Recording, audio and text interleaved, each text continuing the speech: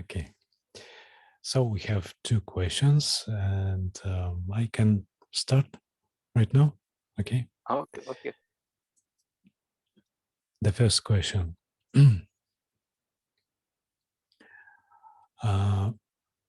How is the practice of a monk different after he reaches the level of sotapanna? What is the main emphasis in this practice in this case? Now, is the attainment of each successive level of enlightenment accompanied by an experience of nibbana? So, sotapanna, when he or she becomes sotapanna, did he or she experience, does he or she experience nibbana or not? So, sakadagami, anagami, and so on. Do they experience nibбану? Let me translate. Вопрос такой. Чем отличается практика монаха после достижения им уровня сотапанны? На что делается основной упор? Сопровождается ли достижение каждого следующего уровня просветления переживанием ниббаны? So each one has to go there, and experience it. So it's better for a person to experience by themselves. And usually what we do is like we do like the 7 stages of purification, and especially in the vipassana stage, and that will take a person's mind up to sankaropeka, which is like almost like the door, like crossing over, and then there are some factors like we call the 5 energies or powers, like faith, shraddha, viri, effort, sati, mindfulness, samadhi, concentration, and panya. These are like the 4 iddhipada, and it becomes the pancha bala. So not 4 iddhipada, sorry, panchindriya, and pancha bala. Like at that time, the faith is dominant, the effort is dominant. Then they turn into so these kind of, especially these 5, have to mature in a person. So then what happens is they cross over, and this will become the seventh stage of enlightenment. So 7th stage in the process of purification, So until then it will be Patipada Jnanadasa, 6th stage. Then a person, because he or she had been practicing mentality meditation also, they know about the mind stream. So exactly, so if something happens that because they check, they check if they have jhana, they check the jhanas, the mind streams, and if then they check the kusala, and then the akusala also, unwholesome, wholesome, and unwholesome. And then later you do all this again and again and again in vipassana, or even dependent origination stage you do, So later you take all this, the materiality, mentality, and dependent origination methods, and then you do many ways of vipassana. So definitely, so you have been looking through many thought processes and thought streams also. So if something like really happens that it's not familiar, surely you will get to know this. So what happens is then this person from the Sankarupeka stage, they cross over. So for the first question, like what they ask, monk or lay person, anybody, who doesn't matter, So what they do is they come back to either would we call it sammasana jnana, a place like we do vipassana, same on the same path, and then you come to one place like either Sammacharanyana, Udyapaya, or Bhanga stage, and you do, but it's much more faster, and no, you have already been once, and a lot of your defilements already gone, no? So each time they come and then fulfill those parts and go, but it depends on each individual. It depends on each individual. They are mature. The maturity for that attainment also should be obtained. For example, sotapannī, no, like the especially those 5 factors, indriya and bala, they should mature. Then maybe like this person is his parami or her parami is for sotapanna, but they can still strive. But the maturity process should happen and the eradication of the defilements. No, that's why they classify it as like sometimes 7 lifespans in a sotapanna. No? Mhm. So likewise, it could depend, no, lesser than 8. So and then if this person is willing to do other things and like that, for example, or if they have some kind of other vows, no, for like the lady Visakha, no, like she was a sotapanna, no, but uh, in this life it doesn't say she became enlightened or arahanta. They say like she had some more determinations, so she has the 7 lives, no, to fulfill them. So likewise, but it's the same route they take. So please tell that, Oleg. Мгм, мгм. Ну, во-первых, конечно, такие вещи лучше всего понимаются, когда мы сами их испытываем на своем опыте, да.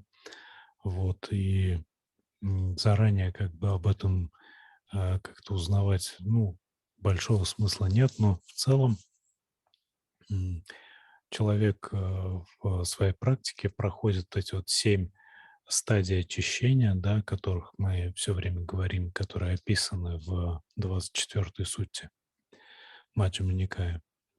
И там, значит, по мере того, как человек проходит по этим стадиям, ну, понятное дело, там это очищение ума, там и так далее. И в конце концов он приходит вот к випассане, да, к практике випассаны, такой, ну, как бы акцентированной такой практики випассаны. В нем созревают 5 способностей, 5 сил, да, панчиндрия, панчабала. Э, И вот дальше он там, значит, исследует с помощью випассаны умственную часть своего существа, зависимое возникновение, да, перед этим еще материальность. И он вот как бы это делает так многократно, и в конце концов это срабатывает так, что выстреливает вот переход на следующую стадию, ну, допустим, на первую стадию пробуждения. Вот. Но причем сам способ, то есть каким он делает, выполняет випассану, это очень индивидуально, там зависит от человека. И потом после этого он опять как бы вот возвращается немножко назад в своей практике, опять практикует випассану, но уже он знает эту дорогу, да, для него это уже проще становится. Вот он опять вот как бы проходит по этой же дороге, то есть, в принципе, как бы в плане практики для него мало что меняется. Может быть, какие-то там такие, ну, индивидуальные моменты могут что-то там как-то внести свои коррективы, но это не принципиально. Вот, ну, сотапанна, в принципе, он уже гарантированно достигает освобождения хотя бы через 7 жизней, 7 перерождений. Но обычно, конечно, это намного быстрее происходит. 7 это просто если у человека уж какие-то там прям обеты были, что-то такое выполнить, так что он должен кармически еще вот переродиться столько раз. Вот, а так практика вот происходит, в принципе, вот таким вот, ну, можно сказать, одинаковым способом. То есть мы сначала проходим все 7 стадий, потом по достижении освобождения опять вот последние вот эти вот несколько стадий все время проходим, ну вот випассану особенно. И опять переходим на следующую стадию, и опять потом то же самое делаем. То есть там практика уже, она становится такой, ну, более или менее прям одинаковой. Мгм. Okay. So we can talk lot about that. But answering the second question, the experience gets more and more powerful. uh, The experience gets more. In example, they say like you uh, like you see a starlight, no? Then you see a lamp in the dark, no? You see a starlight, or then a lamp, then the moon and the sun. So 4 stages, they are given examples, but there's a very clear understanding, because even in the jhana, when you check the mind streams, there's a shift. When if a person can check the mind moments, there's a shift from kamavachara to rupavachara. These are called anuloma, gotrabhu, and then the 7 javana. There's a shift in the mind process. Uh, then mentality meditation, you have to experience these things. This is just in jhana, a person who has jhana. uh. So these in this the mind streams are very clear, much more than the uh, sensual realm kusala. So think of magapala. uh, magapala. So this is totally kusala. uh, and then uh, even the shift, and not only that, from sankarupeka, uh, then there's anloma jnana, gotrubhu jnana, uh, magga jnana, phala jnana, and not only that, a person who reached that can reflect, and that's called paccavekkhana jnana. So these all are vipassana knowledge. So it's not a blind journey. So this person clearly knows what happened to him or her, uh, and then they can reflect back and check and see. Just like in the jhana, it's not just happening. Like you know exactly where you are, what happened to you, uh, and then maybe the first experience, our mind is not used to, no, in this life, or especially things like a sotapanna stage. If only once, no, you can have it can happen, no, not many times. Yeah, no, okay, no, a person can do many lives, but maybe in this life they don't know. Uh, uh, they did for the first time or had the experience, but then they after they know, but later on they know for sure, because John, you can go many times, no, hundreds and thousands of times even.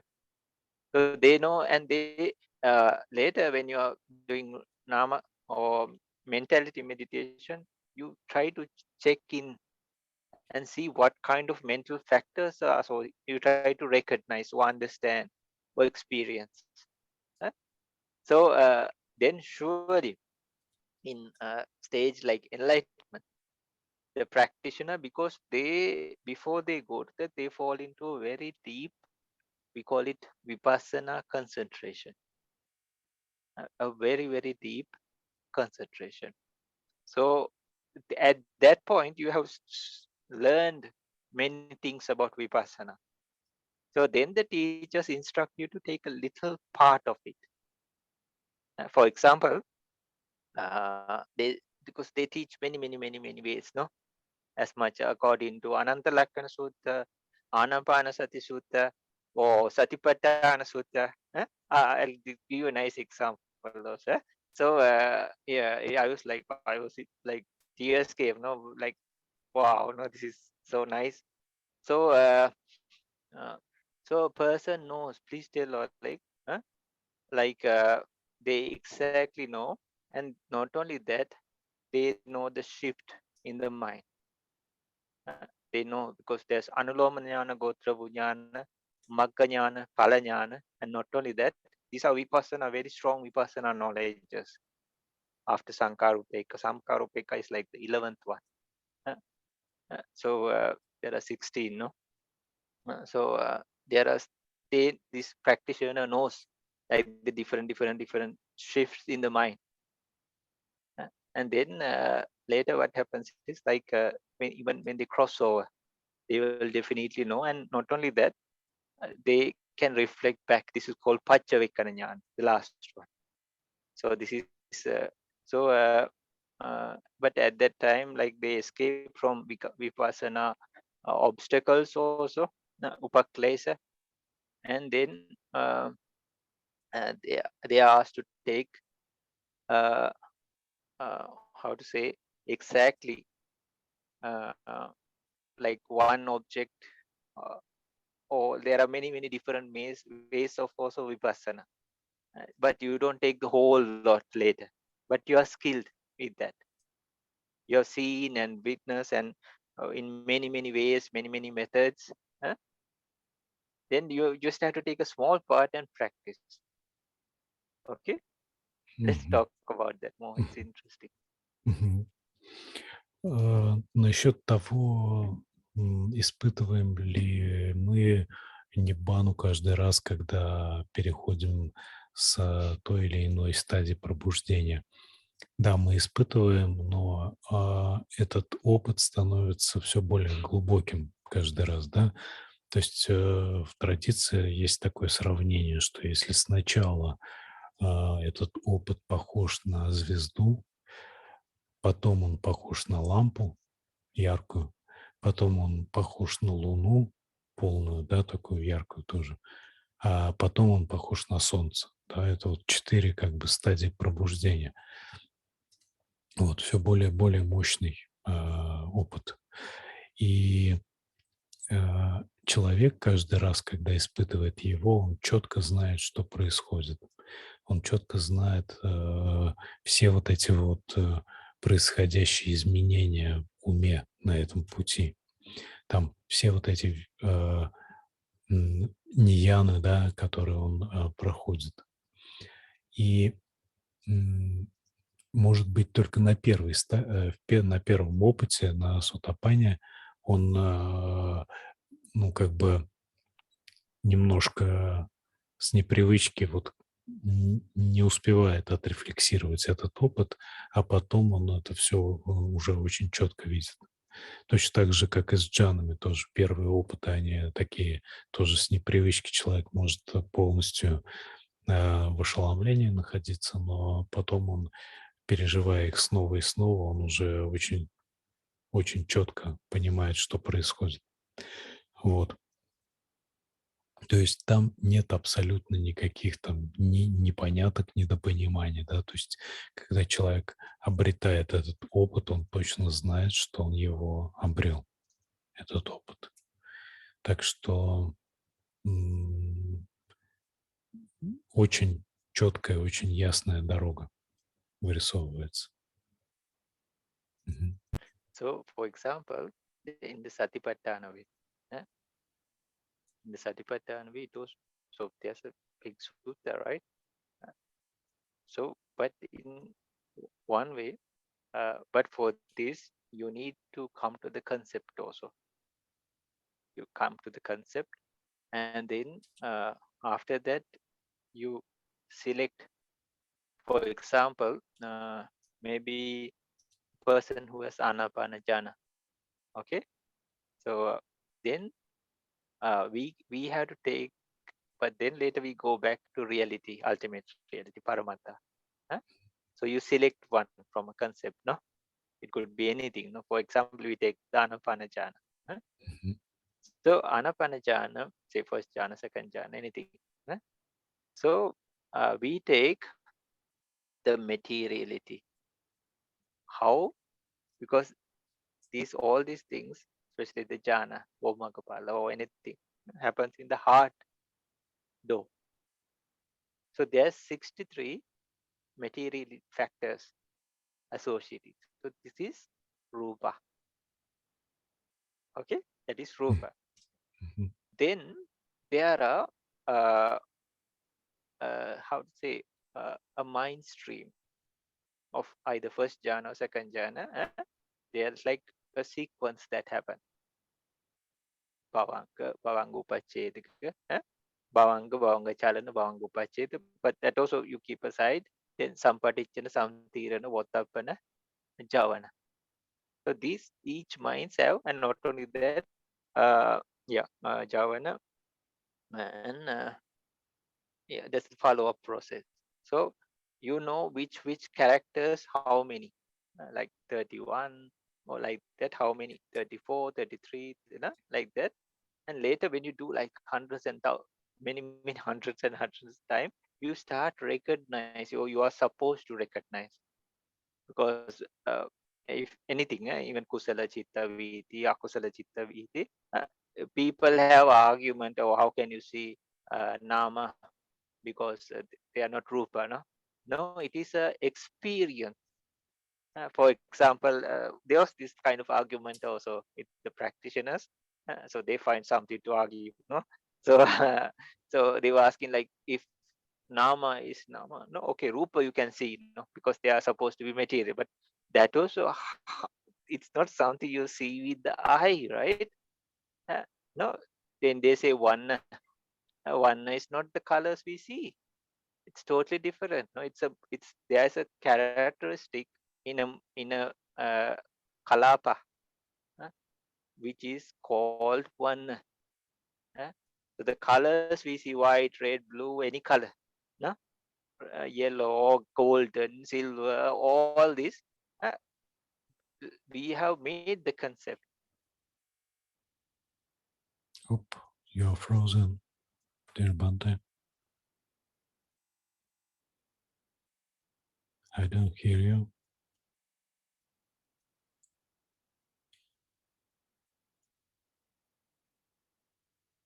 Now, okay. Okay. Now I hear you. Okay. So these are concepts, no, concepts. So nama, it is an experience. So I told one venerable also, no, like uh, yata bhutam pajanati, no, uh, like with wisdom, you see the eye of wisdom. uh, Mm. So likewise, nama also, it's an experience, uh, and then we get to know these factors. Okay, this is because of like, so we are happy, no. Okay, there's so manasa here. That also not just speculate, you witness or you experience, and when it reoccurs again and again, you know this factor is here. huh? So coming back, when you practice methods of vipassana in sammarshana, udayabhaya, bhanga, huh? later you are asked to do little bits. For example, let's come to the satipatthana, like we were talking. So okay, the rupa associated with the heart, 63 rupa. And then nama is uh, either if a person has jhana, it could be the first jhana, second jhana, third jhana. You try to take that mind stream, chitta viti. So we have rupa and nama. No? Uh, So very nice, like kaya anupassana. Kaya anupassana, you take the materiality with it, and see is anicca, dukkha, anatta. And you see that minds also as anicca, dukkha, anatta with the vipassana mind. So as kaya anupassana. And later what happens is vedana anupassana, each of those mind streams have, like, if it's the first jhana, it has somanasa vedana. If it's the fourth jhana, it has upekha vedana. No? So especially, like, then you can say, example, there's a group bunch of people, but you have to do this properly with concentration and all, and not only one time. Like, you have to do it many times until you are very sure at the beginning of, even before starting vipassana in nama kamatan. Then you make sure very carefully and you do practice well, and then you are very clear. So this is long time after all, no? Uh, so so it's not just, please say, like, don't jump into conclusions like how can you see nama, or no, without, because this is a process you practice a lot, sometimes 10 hours per day, 12 hours per day, no, even more. So it's not just one time, or just, oh, this is nama, or I see nama, or nothing like that. Before that, you gather the concentration and do a lot of things. No, there's a process that happens. So in this stage, this is like really in the depths of vipassana. So what happens is, in before that also, in dependent origination and parts like that, say there's a bunch of people. There are some school children, for example, uh, or somebody, I don't know, like you can identify separately, or a how to say, bunch of policemen or monks. Huh? So they are in the row or with the group of people. So you can see these people separated, right? So likewise, when the mind is very sharp and very clear and all these things, you can kind of like bring out, or just to know, identify, okay, these are the Vedanas in these mind streams. Then you see as anicca, dukkha, anatta. So that turns into Vedana-anupasana. This is just one thought process. And then, Chitta-anupasana. But we practiced this a lot before. And so Chitta-anupasana, all these mind moments have consciousness. So think in that bunch of people, okay, there were little children, maybe some monks or nuns, or anybody, like from some different categories, policeman, or no, like elderly people, anything you can identify, especially as a group. They could be randomly separated, but this is the group of elderly people, and this is the group of maybe firefighters or nurses. So I don't know anybody, who can be recognized separately. So likewise, the consciousness, every mind stream has consciousness. No, vinyana, either mano vinyana or chakku vinyana or anything. So you try to take them separately. Then it becomes chitta anupasana, then anicca, dukkha, anatta, like that. So all that are not associated to kaya anupasana, which are not categorized separately as rupa, which are not categorized as uh, sensation, which are not categorized as consciousness. All of them to the group of Dhammanupassana. All kind of my mental phenomena, or like Chetasika, all these things, they fall into the category. So with one mind moment or one mind stream, you can have the four Satipatthana source. So either you can focus here, or you can even focus on the breath, which has 9 elements or factors. You can select that also, because that is also Paramattha, no? There are 8, and then there's the sound materiality, Sabda Rupa, in the breath. So either you take that, or you focus on the heart door. So for example, the Satipatthana method in the deep Vipassana stages, like can be done just by with one mind moment or stream also. Okay, it's not okay, the whole sutta is there, everything is there, but Like I also was like, think, wow, no, just with one nose you can see, and you can turn into vipassana also. So not only that, this is just one method. There's like called anupada dhamma vipassana, yugananda vipassana. You can take parallel. You take the samatha object as well as the vipassana object, and you do work on them together. For example, like person who's practicing anapana or kasina or anything. Yeah, you take the kasina object also, which is samatha, and then you take the vipassana object also in the same, and see this as anicca, dukkha, anatta. So many things can be done because we do a lot of practicing. Then later you take little extracts, small parts of either rupa or nama or both of them together in different ways also, and then you practice. But then it becomes much more simpler. But you go through the process. It's not imaginary or like you think, oh, this is how it is or anything like that. But it's a gradual process, or a path to lead towards that. Окей. Бханте описывал просто на примере, ну, как сказать, не так. Можно практиковать випассану, ну, опять же, вот на стадии випассаны, да, когда мы уже доходим до нее, после того, как мы уже произвели там предыдущие стадии, реализовали, випассану можно реализовывать различными методами, есть прям разные способы. Вот, и Бханте просто более подробно описал, как это, например, сделать в русле сатипатаны, да, то есть мы сначала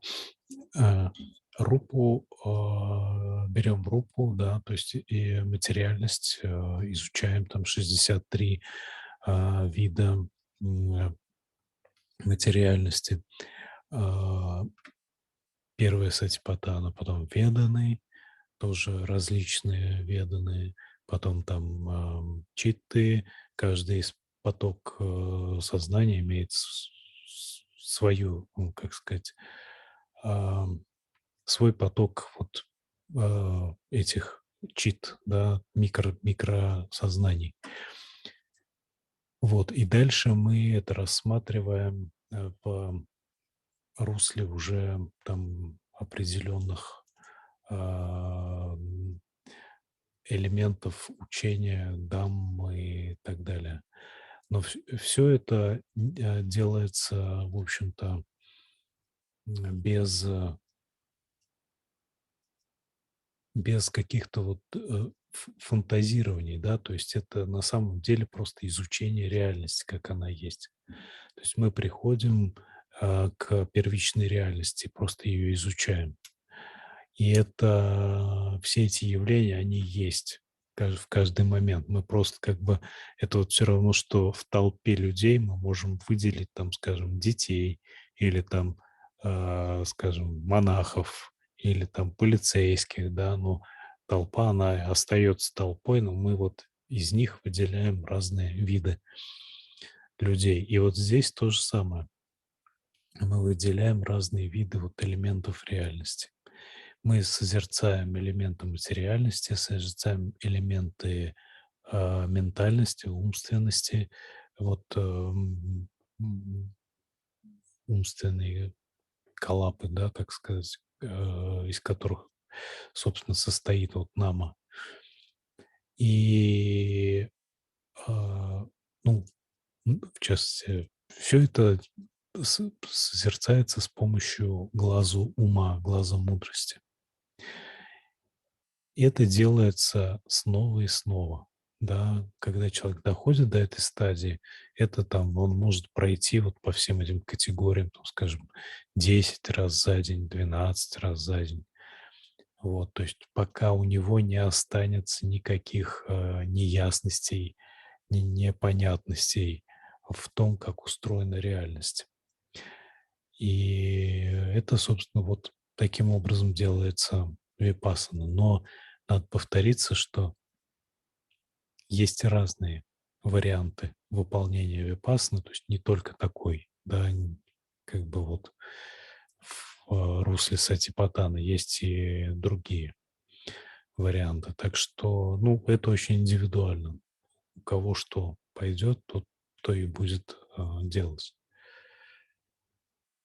Мгм. So it was easy to explain about the Satipatthana and Uh, I did my best. okay. Because it's very subtle and Yeah, yeah, people might get the wrong idea also. No, so we have to be careful.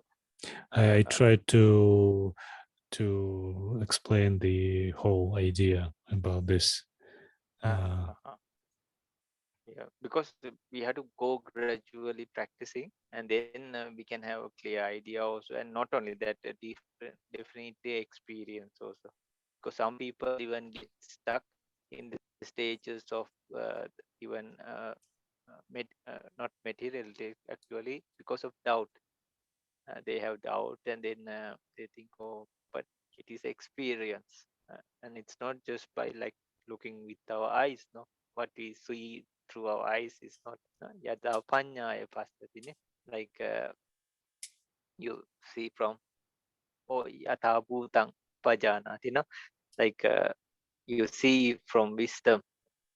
uh, then only it says like atanimbitadi dukkena emanko visuddhiya. Like that, then it's the way because this what we see from the eyes, then even that is seen by there are heart sense though mind moments or mind streams. Then what? Because this is just one eye consciousness in that stream. uh, it happens again and again, but within that, soon as this happened here, it goes and then when it occurs again and again, then the identification and everything happens. But here it's very weak. This idol is very weak. So we think, oh, we see. I won't believe it if I don't see with my eyes. They say, no, but no. The identification, everything happens from the heart, though.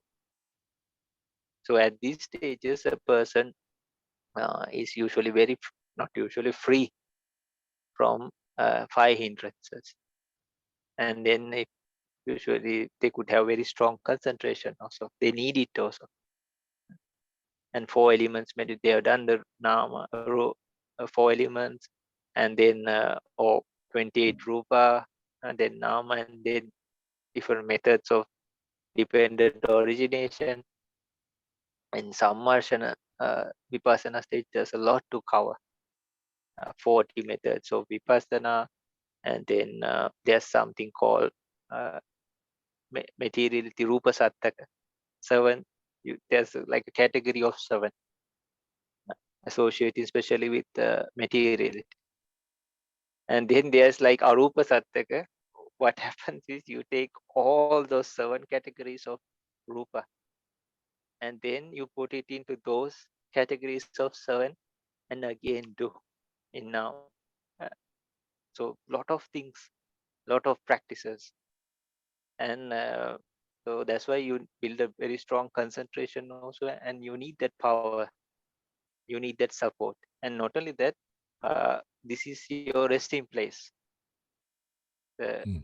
samatha or something, because this you work with lot of objects, and sometimes it's very draining, or you feel tired, not like in samatha. So that is like the resting place. You just come and stay there, refresh, and then again focus and take the objects and do. And sometimes you have to the teachers give you, because there's a lot of things to cover. There's like a course book also in so we refer that also just to see like which part we are doing. We listen from the teacher and then we take, okay, I'm practicing this part, because there are so many. So then the practitioner has a clear way, and then later after they learn all this, so somebody might ask why you need to learn. No, it's like somebody maybe a firefighter. No, Uh, so they learn everything. No, like But sometimes some people maybe few fires they put out, and then some. No, but here we need, because we see uh, different angles and ways, and this is true vipassana. Vipassana is you see in not only singular in a single way, you see it in many angles. And not only that, you go into the depths or penetrate the rupa and nama. You try to penetrate it, no? You go through it. So you see through it, no? Like what is really happening. So that ends up you in the paramatta stages. So then you take these objects of paramatta, and then so when you do those little bits of vipassana, the mind goes into a deep stage. And before that also, the teachers ask which kind of either anicca or dukkha or anatta, which part like your mind is more inclined to, because there's a natural tendency. Like for example, like the qualities of the Buddha, no? Like when you are practicing, our mind naturally tries to stay with one of, like it happens automatically. Like no? We don't do it by force, not automatically, but we don't do it by force, no? It's cause and effect. So likewise, there's a natural tendency, like I prefer, like, oh, I like, no, like to stay with anicca more, or I like to stay with dukkha more, I like to stay with anatta. But this also happens with a lot of reason. For example, the 40 methods of vipassana. We, they, they call it 40 to. So you practice like yeah, 15 methods with associating with dukkha, 10 methods associating with uh, anicca, and 5 methods associating with anatta. Actually, 10 associating with anicca, 15 associating, uh, sorry, 20, 25, no, 35, yeah, 25, sorry, yeah, sorry, 10 with anicca, yeah, 10 with anicca, 25 with dukkha, and 5 with anatta. That makes 40, no? Sorry, yeah. Then, so you already have gone through this, and into this 40, you put all those nama you practice. Huh? It's like you repeat all those things. Huh? Like there are 6 lines, they call it the 6-line practice. So, but at that time you know this well, no?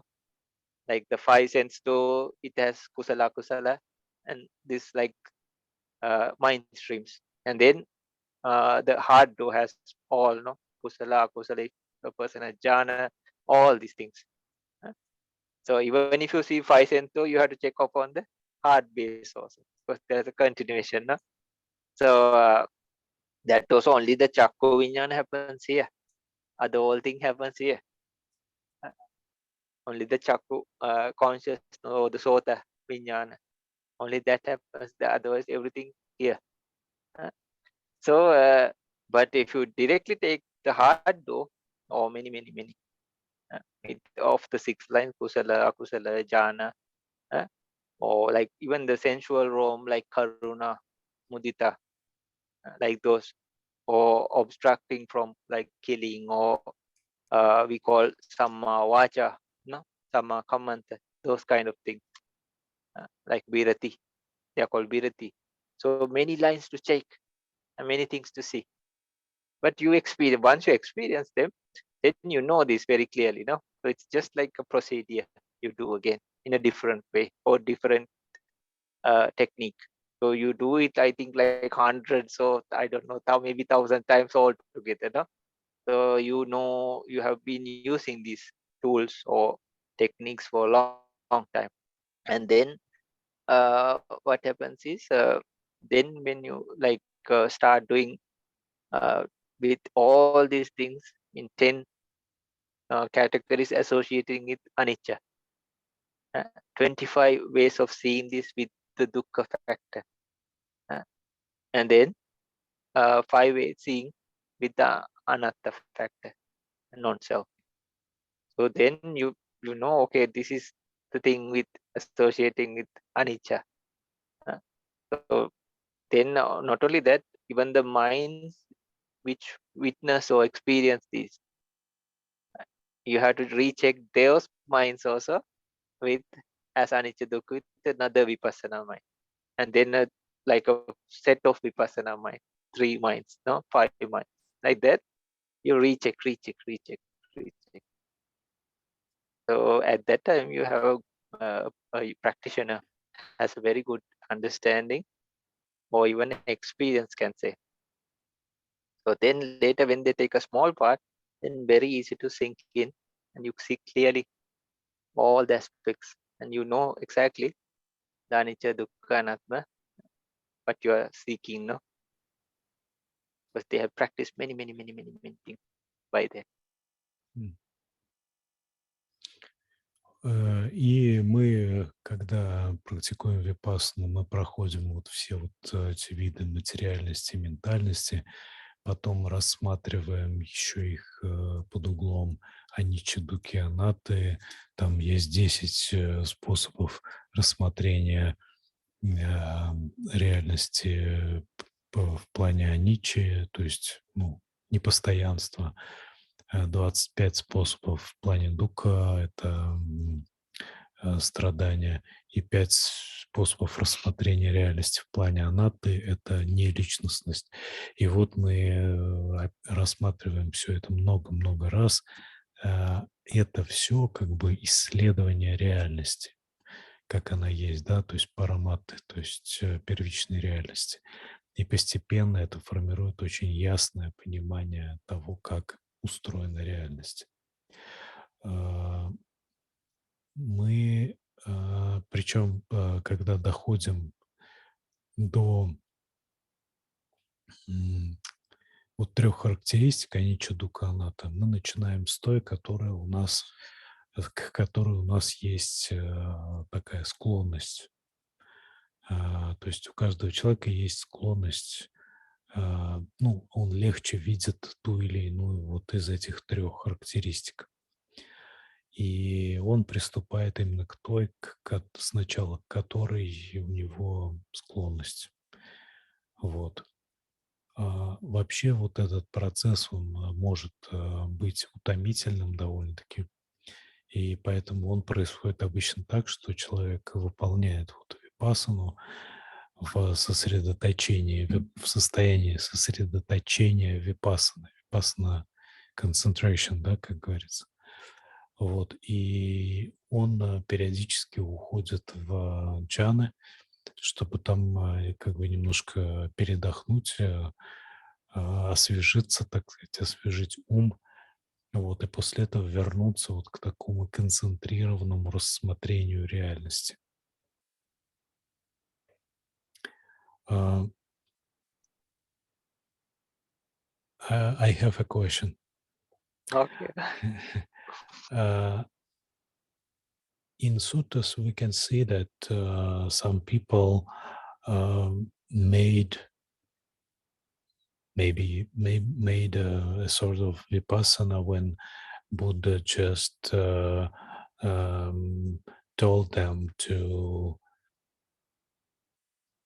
told them something short discourse, or maybe to look that everything is impermanent and so on, and then this person became a sotapanna, for example.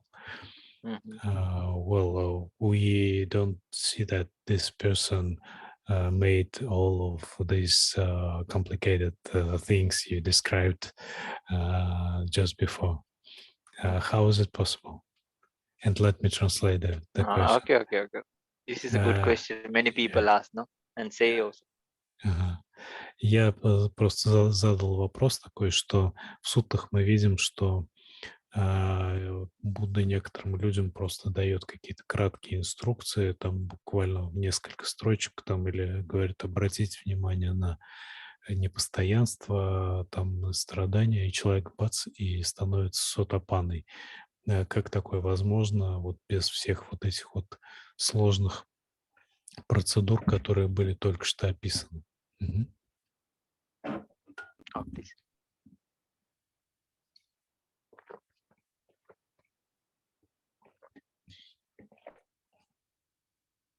So we have heard, the story of the lotus flower.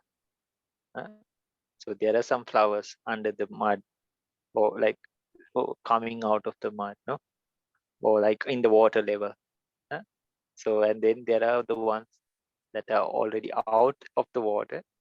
So they just need a little bit of sunshine, huh? and then they bloom.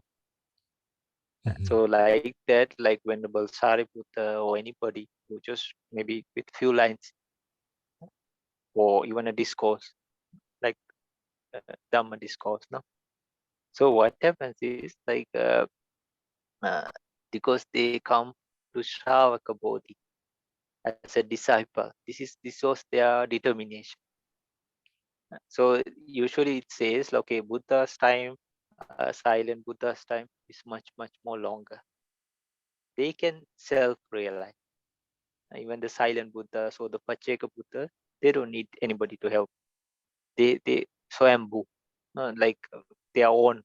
They build their own wisdom, and then the fully enlightened or the full Samma Sambuddha, huh?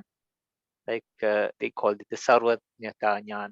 No, like it has a wide scope. Like everything is like under the radar, or like you cannot hide anything from that. No, so the silent Buddhas, their time duration is shorter, and they don't have to do the the parami as a Samma Sambuddha. uh, So they say like two categories of parami they fulfill. For the Savaka, they don't need to have to do what a Pacheka Buddha has to do. They say 100,000 aeons of time. So usually the disciples in this time period, they didn't start just one day. Venerable Sariputta, Mahamukallana, or Mahakassapa, Venerable Rahula, huh? They are all of their lifespan story. Оп, you're frozen. I don't hear you.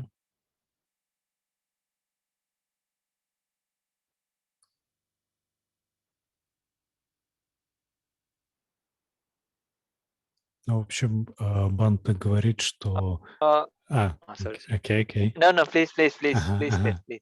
Бханте Something говорит... wrong with the internet. I just check. You Мгм, please tell. окей. Translate. Thank Бханте говорит, что тут дело просто в том, что у всех разная карма, да, у некоторых людей она, качество ума настолько уже совершенное в силу того, что происходило в прошлых жизнях, что им достаточно буквально нескольких строчек там краткого указания, да, куда смотреть, и они достигают там стадии сотапанны или еще какой-то стадии. Вот, то есть понятное дело, что для разных людей потребуется разный объем работ.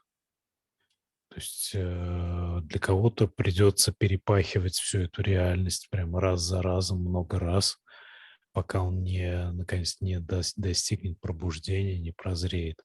А кто-то очень быстро достигнет пробуждения. Это все зависит от прошлых заслуг, так сказать, того, что происходило в прошлых жизнях.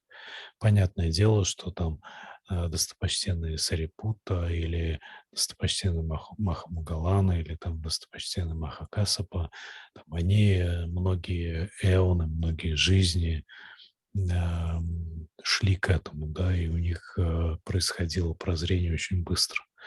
Вот, но среди нас, наверное, тоже есть подобные люди, у которых тоже есть, такие заслуги, и которые быстрее проходят этот путь, но в основном приходится поработать в этом плане.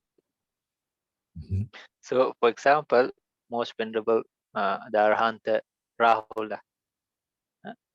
So the strangest thing is like at that time there was a Buddha called Pimatura. They can recollect their past lives, no? Even the Buddha saw this and told this, no? So like 100,000 aeons ago, there was a Buddha by the name of Pimatura. So many of the disciples in this Buddha's time, they made their initial determination at that time. So this, for example, Venerable Rahula, who was the son, no, only son of Prince Siddhartha. You cannot say Buddha's son, no. Like so, it's like Prince Siddhartha's, no, like Prince Siddhartha's son. So what happened was like at that time his name was Palita.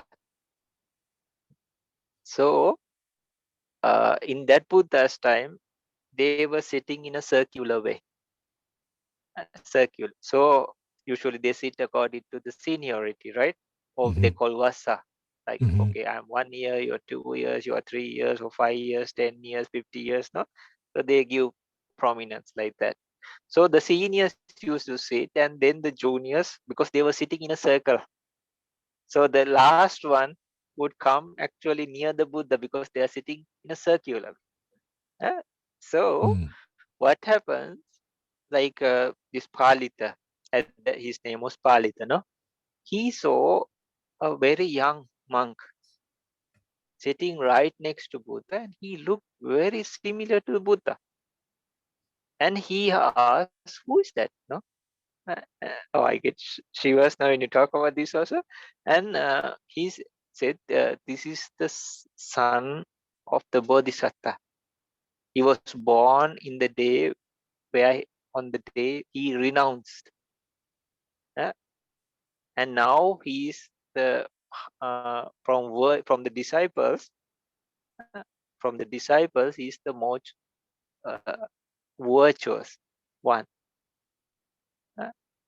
So he thought, what if I can do become like this in the future, the son of a bodhisattva who is renouncing, and to become like it's not like getting a post, no, it's just and this could have been coming from like their whole sansara journey also. So then what it is, they say like you offered like dana to the Buddha and the Sangha, and the Buddha saw his determination. And you know what? Like 100,000 years ago, the Buddha at that time told there'll be a Buddha named Gautama, Siddhartha Gautama. You'll be the son. Uh, oh, I get shivers. I'm sorry. Like you'll be the son of that Bodhisattva. Your name uh, will be Rahula. So this name was told 100,000 aeons ago.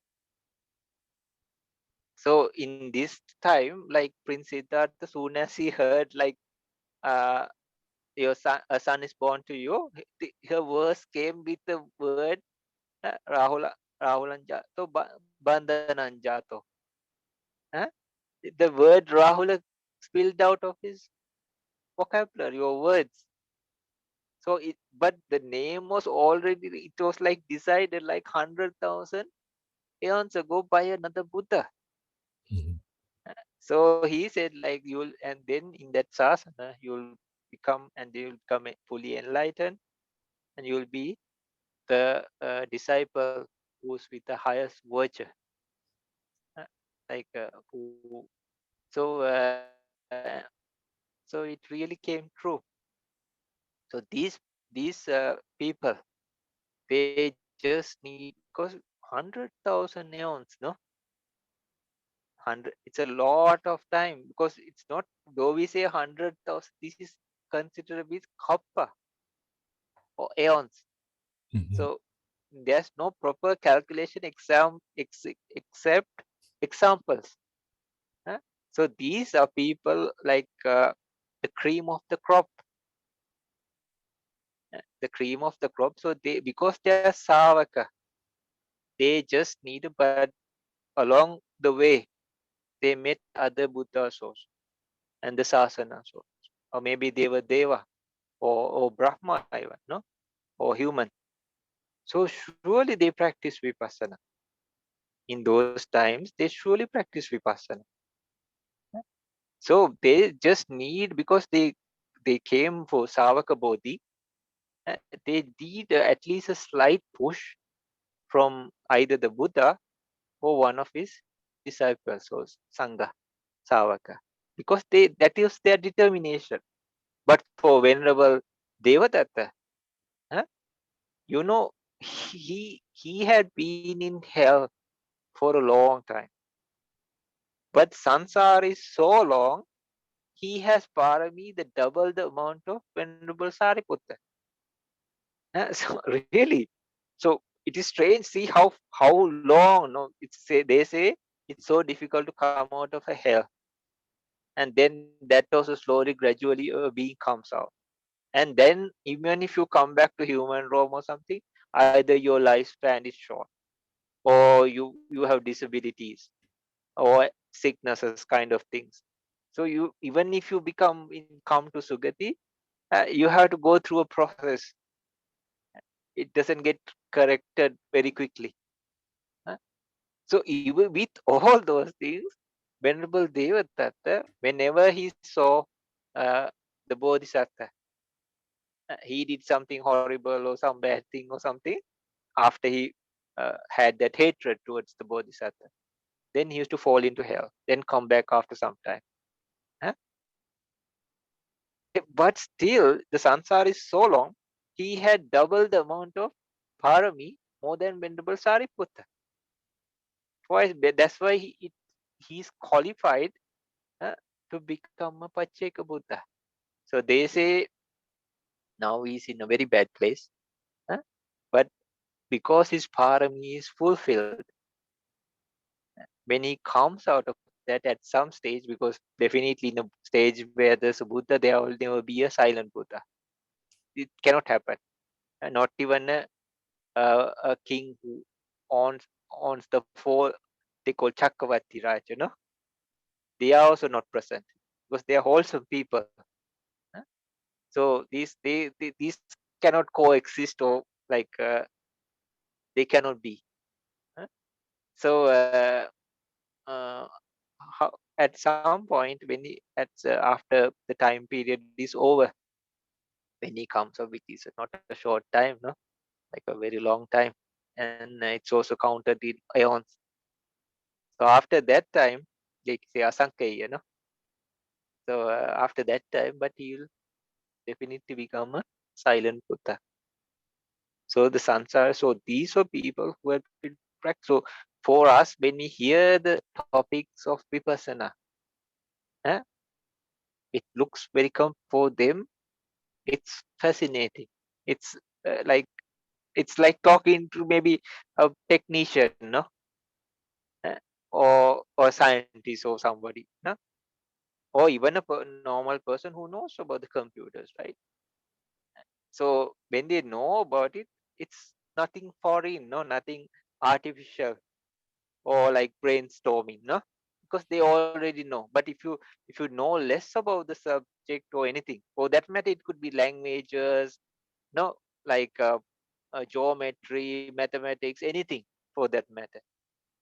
And it's like, oh my gosh, what is this? So much, no, so complicated, no.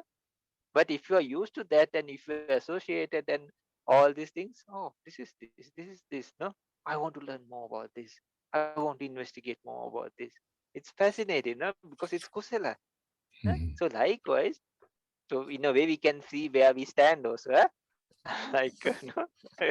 For those people, it was very nice. Very, I'll tell you a story also for that. Like an incident they say that happened. So as example, I'll tell. So the difference between us and them, uh, or person who is parami is because it doesn't happen for free, no. They have worked it through. So it's just they need just like the sunshine for the flower. They have done all the hard work and everything, and they're very ripe. Even the faculties we talk, the five faculties, Saddha, Vidhi, Sati, Samadhi, Panya, or those have become now Pancha Bala, the five powers. So they are at their peak. It's like a water droplet. Just it needs to. It's just about to fall. So maybe a small movement, or the wind, or a little bit more water, the drop falls. It just needs a tiny bit of support or a push. Uh, So likewise, these people, or these great people, male or female, anybody, like it's like a ripe fruit, no, like they have reached the ripening. But since they come to Savaka Bodhi, this was their determination, and it's less difficult than the Pacheka Bodhi or Samma Sambodhi. So, for example, Savaka Bodhi, uh, Parami, the 10 Paramis. But for silent Buddha, they have to fulfill the Upaparami also, which is like donating eyes, ears, nose, blood, flesh, even. But for Samma Sambuddha, they have to give away everything, eh? Even the body parts. Not only that, like billions and trillions of times, aeons after aeons, their life, they just offer it. So, so it's very not easy, no, very difficult, no? And not only that, they work on vipassana and all those things also for wisdom. Mm. So the Savaka Bodhi not so tough as those two other stages of enlightenment, but they need the support of a Buddha or one of his disciples just Mhm. to hear a verse of Dhamma, one verse, four verses, no, or even a sutta. Мгм. Окей.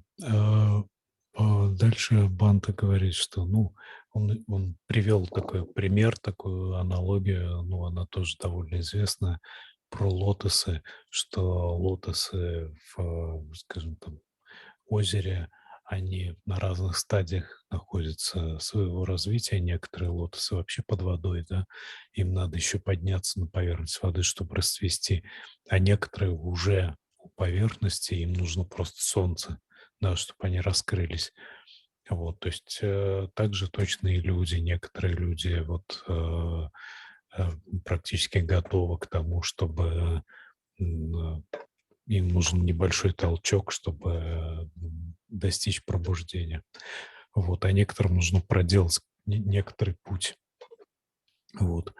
У сын Сиддхартхи Рахула, он был в одной из там отдаленных прошлых жизней учеником тогдашнего Будды. Вот, тогда это был не Рахула, а был Палита, да, его звали. И вот он был учеником того Будды, и, значит, там люди сидели по кругу вокруг этого Будды, да, то есть, ну, начиная там, допустим, справа налево, вот так по кругу все сидели, и там начинался этот круг с самых старших монахов, ну, по количеству вас имеется в виду, по стажу, и заканчивался самыми младшими. Получалось, что по левую руку как бы самый младший монах сидел, прям непосредственно рядом с Буддой. Вот. И вот этим вот самым младшим монахом был как раз Палита. И он был очень похож на Будду. И говорили, ну так вот, говорили о нем, поговаривали, что он как будто сын этого Будды, и он родился тем более в тот год, когда Будда стал монахом. Вот, и тогда Палита, значит, такое намерение сформулировал про себя, чтобы стать а, в какой-нибудь будущей жизни настоящим сыном, да, бодхисаттвы. И вот после этого, значит, стать монахом и достичь пробуждения. И тот Будда, я, честно говоря, забыл, как его зовут, он прозрел в будущее, в вот эти кармические все связи и сказал, что в будущем будет Будда Готама, который как раз станет твоим отцом. Ну, как бы не Будда, естественно, а когда он еще бодисаттой будет. Вот, и, собственно, так и случилось, да, когда Рахула родился. И, значит, тот Будда сказал, что тебя будут называть Рахулой там. И как раз, когда, значит, Рахула родился в этой уже жизни у принца Сиддхарты, тот, как бы, у него так вот выскочило вот это имя Рахула, хотя это довольно необычное имя. Оно, по-моему, означает веревка, что ли, насколько я помню. Ну, то есть это в смысле то, что привязывает тебя к мирской жизни. Вот, и после этого Рахула стал монахом, совсем мальчиком, совсем еще маленьким, и достиг архантства тоже в довольно юном возрасте. То есть это все было за много-много эонов а, вот предопределено, так сказать. Или, скажем, Девадатту взять, да, он, значит, был таким, мы все знаем, что он был вредным человеком, да, который там покушался на Будду и так далее, но на самом деле у него были парами вот эти качества в 2 раза более совершенны, чем у достопочтенного Сарипутты. Вот, и вот только вот в этой жизни у него, ну, не то что только в этой жизни, а вот в этой жизни он так вот оплошал, что покусился на Будду, попал в ад, но через несметное количество времени, когда вот эта вот карма исчерпается, он выйдет из этого ада, постепенно поднимется до уровня человека, и когда он достигнет человеческого мира, он станет Пачака Буддой. Он достигнет пробуждения. А, То есть настолько тоже у него, да, ну вот человек вышел, вот и, ну, с низших миров, так сказать, и взял и стал вдруг Пачака Буддой. С чего вдруг, да? А потому что много-много жизней назад, то есть много-много жизней до этого он совершенствовал, копил благие какие-то деяния там и так далее. Ну, помимо этого еще много разных дурных дел накопил, но тем не менее у него вот благие качества тоже накопились. То есть все такие вещи, это просто вот на самом деле зависит от нашей прошлой кармы. А какая она у нас, это заранее сказать невозможно. У кого-то это будет легче, у кого-то не так легко, но надо сказать, что вот эта стадия такой концентрированной випассаны, она интересна на самом деле. То есть это исследование реальности. Да, мы говорили, что она может быть там утомительна, но человеку даже если нравится, скажем, там, я не знаю, математика, то и он там усиленно занимается математикой, он тоже от этого устает периодически, да, и он должен отдыхать. И тут то же самое. То есть это очень интересно исследовать эту реальность, да, через випассану. И очень естественный такой процесс.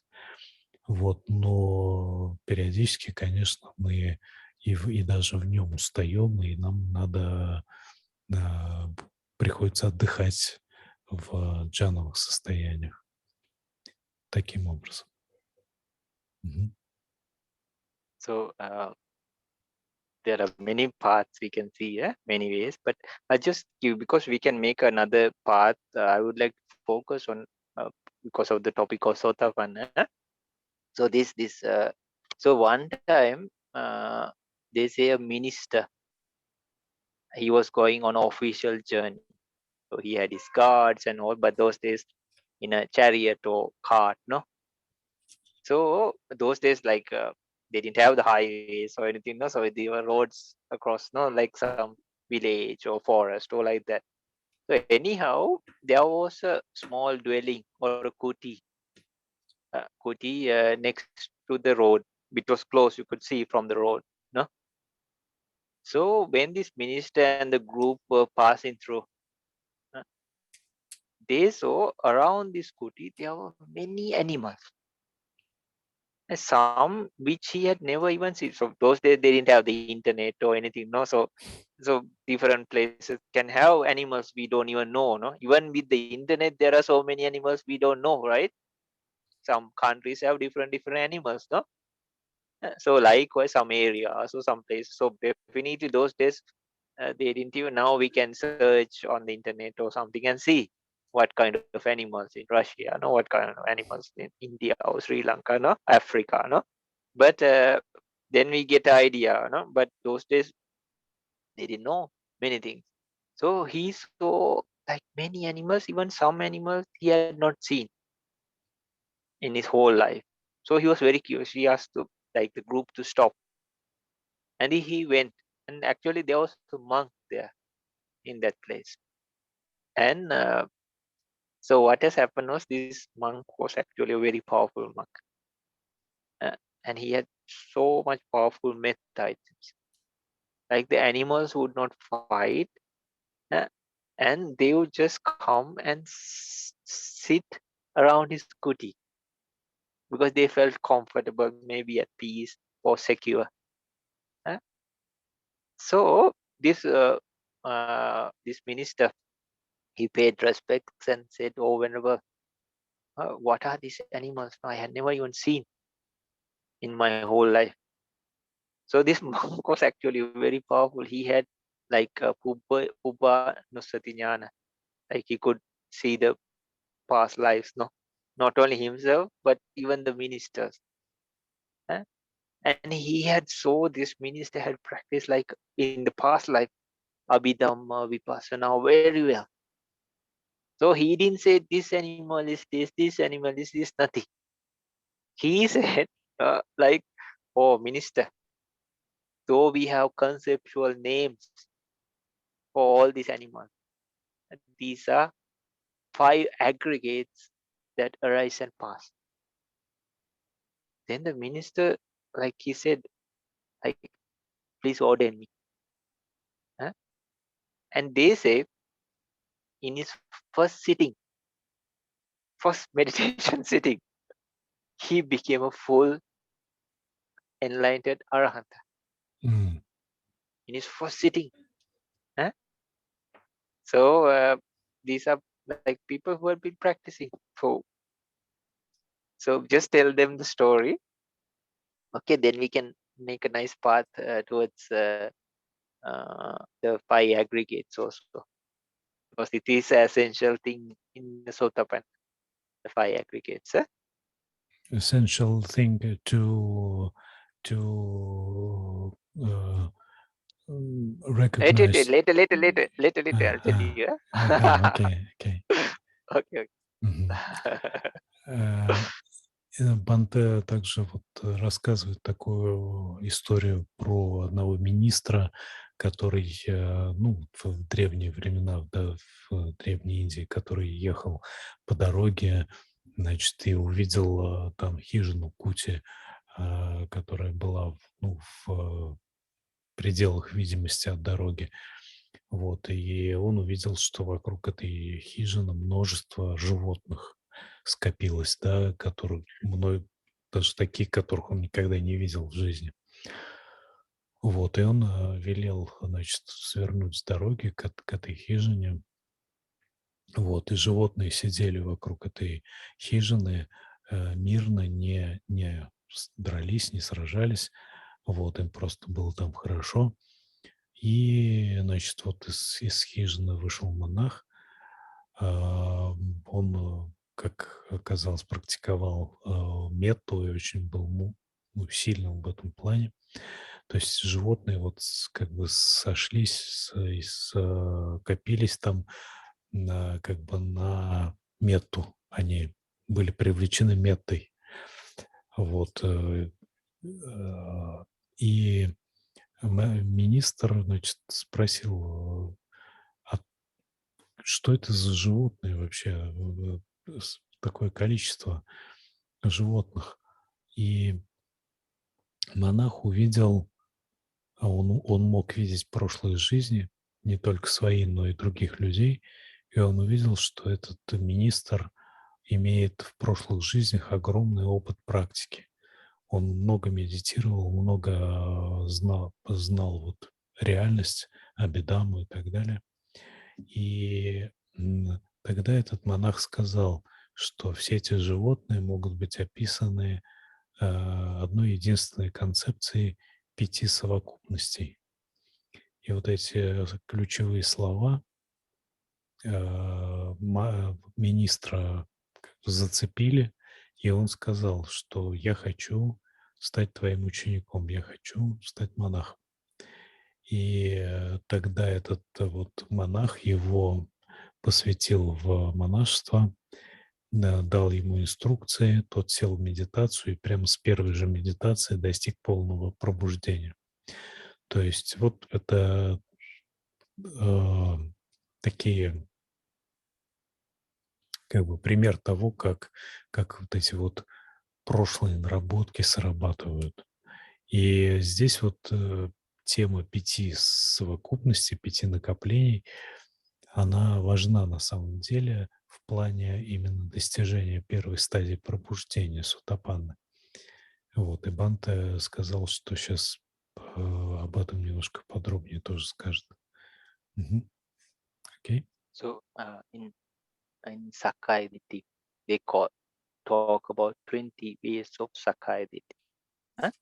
Мгм. So it is associated with the 5 aggregate. Мгм. For example, the materiality. Huh? I am materiality or rupa. Huh? Or I am the materiality. Materiality is me. I am the materiality. Materiality is me. Materiality is me. We say the body is me. Who are you? I am the body. No, I say, or we say, usually people say, no, because we need something to associate. We don't say the cup is me, no, like so we say materiality is me. But this is beyond. This goes more in a deep stage than we say the whole body. This is me, no, not like that. But we are caught up in this. Okay, so we say, I am the materiality. Materiality is me. Huh? I am inside the materiality. Inside me is the materiality. So 4. Okay. So likewise for sensation, I am the sensation. Sensation is me. I am inside the sensation. Sensation, you say, oh, it's in my heart. Or some people say in the brain. No? So sensation is also like that. Rupa Vedana.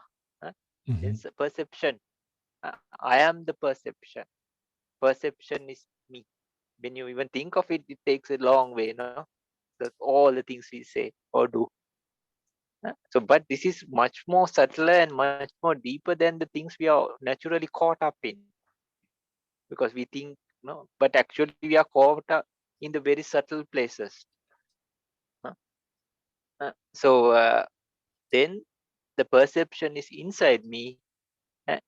Inside the perception is me. And just like that, formation, sankara. I am the sankara. I am the formation. And formation is me. Inside me is the formation. We say, oh, it's in the heart, no? It's in the brain. Uh, or the heart though, sixth sense though. And then inside the formation is me. So we say sabbe sankara, no? So we think, oh, this is that everything is formation, and we are also inside there. But it's still a view because nothing lasts, no, nothing stays. And then finally, the 5th one, consciousness. I am the consciousness. Consciousness is me.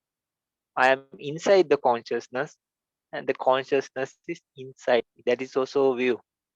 So think like how we are caught up in these many things outside. But inside, we are really caught in these 20 ways. 4 multiplied by 5, 20. So this is called just, there are 3 fetters or like strings that keep a being tied up.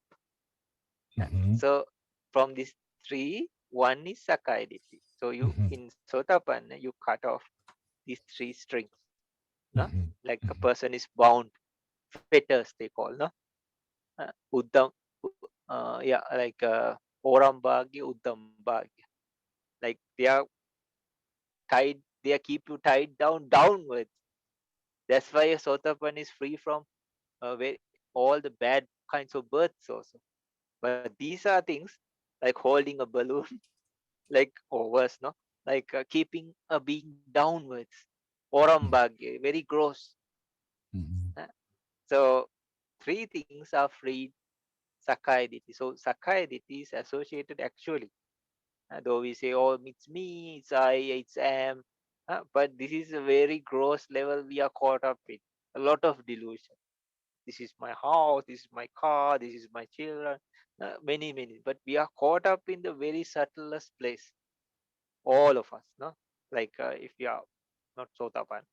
So then what happens is like we be free also from the 5. I will tell this later. Like next, we can have pathway for that. But first we tell how we get caught. Мгм. Okay? Мгм. И вот что касается сотапанны, да, у сотапанны, как мы знаем, разрушается, что ли, или прерывается 3 оковы. Первая из этих оков — это личностный взгляд на все. Вот это сакая дитхи. И сакая дитхи, их 20 штук на самом деле, да. И вот эти 20 штук воззрений о «я», а, они связаны с 5 совокупностями. Да, то есть каким образом? У нас 5 совокупностей, из которых состоит наша вот, личностность. Это, материальность, это ведана, то есть ощущение, это, восприятие, скажем так, то есть саня, это, активность или формации иногда называют, санкара.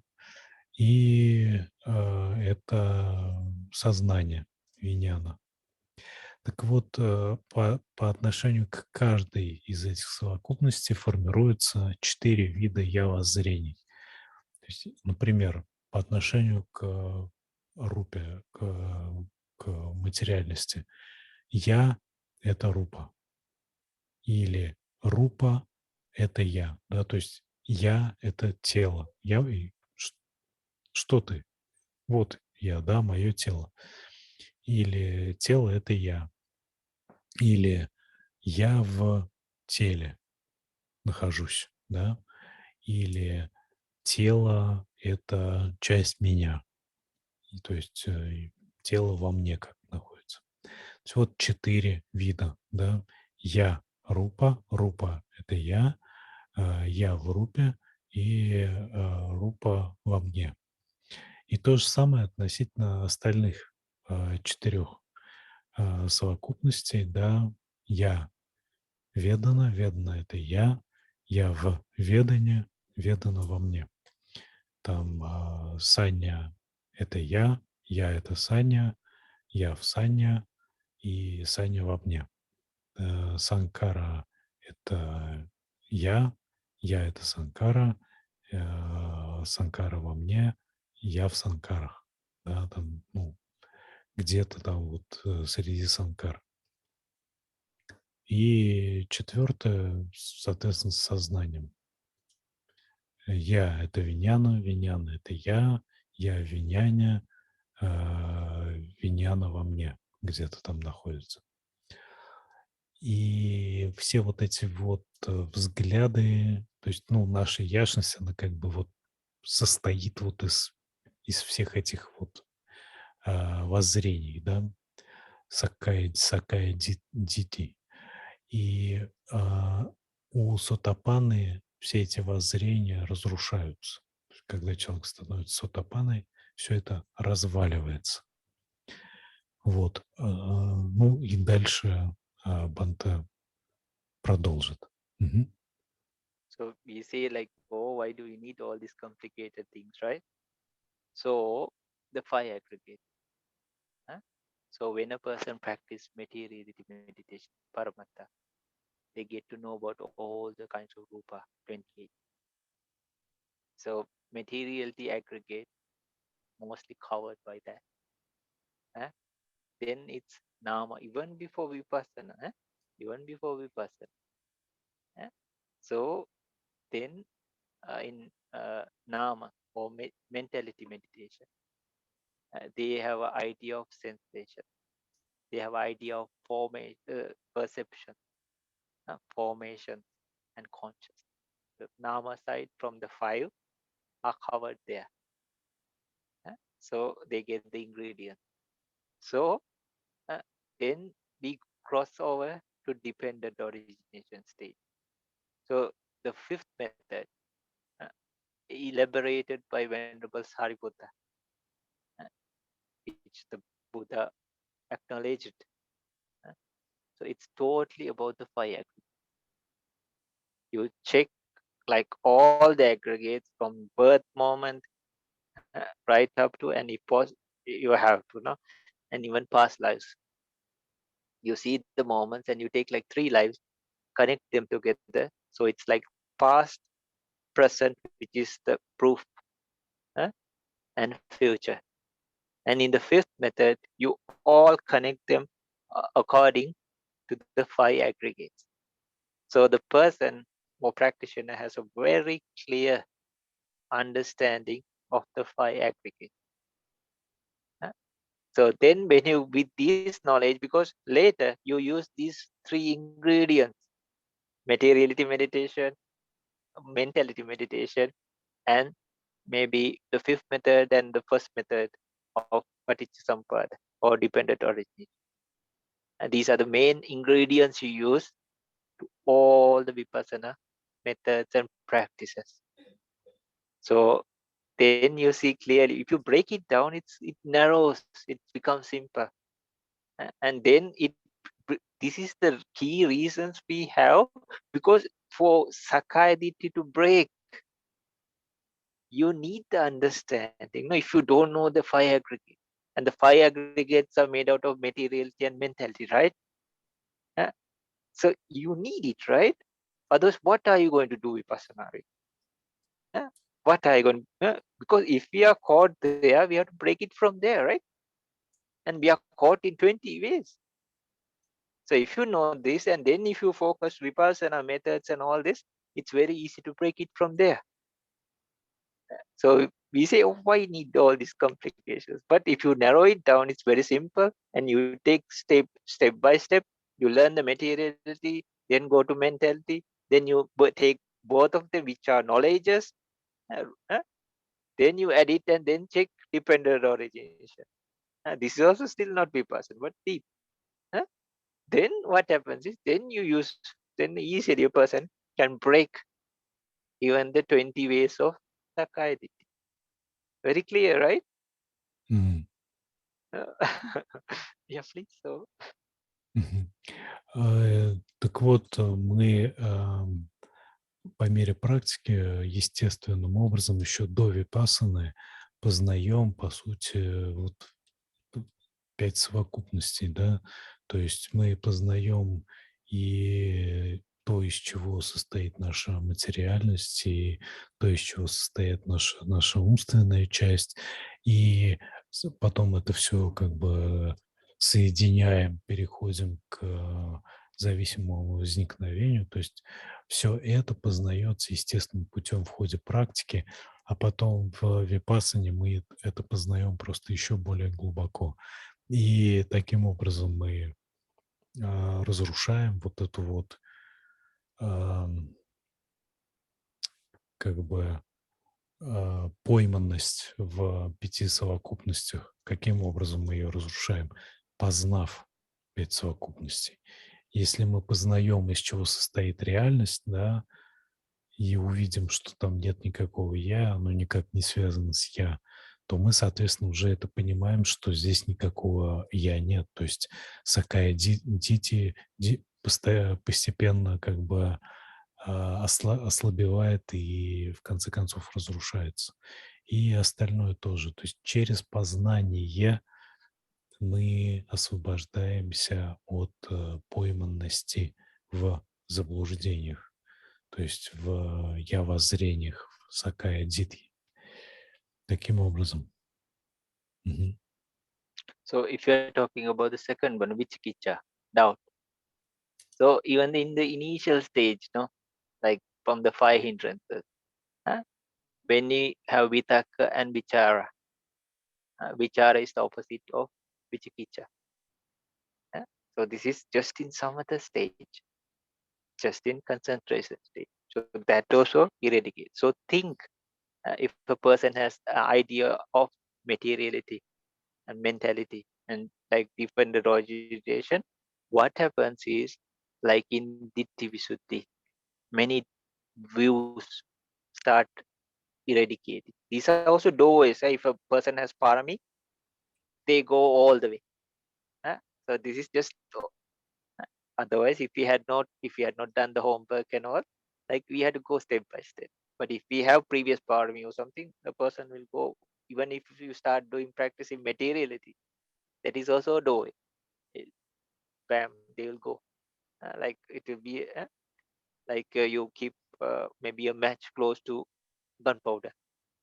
Uh, so it just need the match, no, to light like a firecracker or something. Just keep the match, and it was Mhm. all ready, to Mhm. ignite. So likewise, then think like in the especially in Kanka Vitarana Visuddhi, Chitta Visuddhi, Ditti Visuddhi. Many views start removing because we go beyond the barriers of concepts. uh, It's called Santatigana. We break it, we penetrate it at that point by four elements and all this. uh, And then, so it removes a lot of wrong views we carried already. uh, And then what happens in Kanka Vitarana Visuddhi, we start using these two ingredients and then start seeing dependent origination. So that removes, because many people know where we came from, who we are. These were questions from ancient times. No, where will we be? Will be many people even don't believe. No, like we will be born again, or is it rebirth or reincarnation? No, they say many things, right? Some people even say, no, no, no, no. How? Who is coming and telling you? No, that they are born here and here. Nobody's talking. No, there's nothing. Huh? So likewise, you start understanding a little bit of like dependent origination or cause and effect, the wholesome, the unwholesome, future birth. Many questions that were kept in your mind or any being for that matter, like the golden question, no? Is it true, or this religion says this, that religion says this Savastivada says this, no? Like Vajrayana says this Mahayana says this, Theravada says this, all gone. Because you understand, you experience, no? Eh? So then what happens is from Kanka Vitaranam Suddhi, many doubts disappear. eh? Then later, Kanka Vitarana Visuddhi, Ditti Visuddhi, third, Kanka Vitarana Visuddhi, fourth, Magga Jnana Darsana Visuddhi.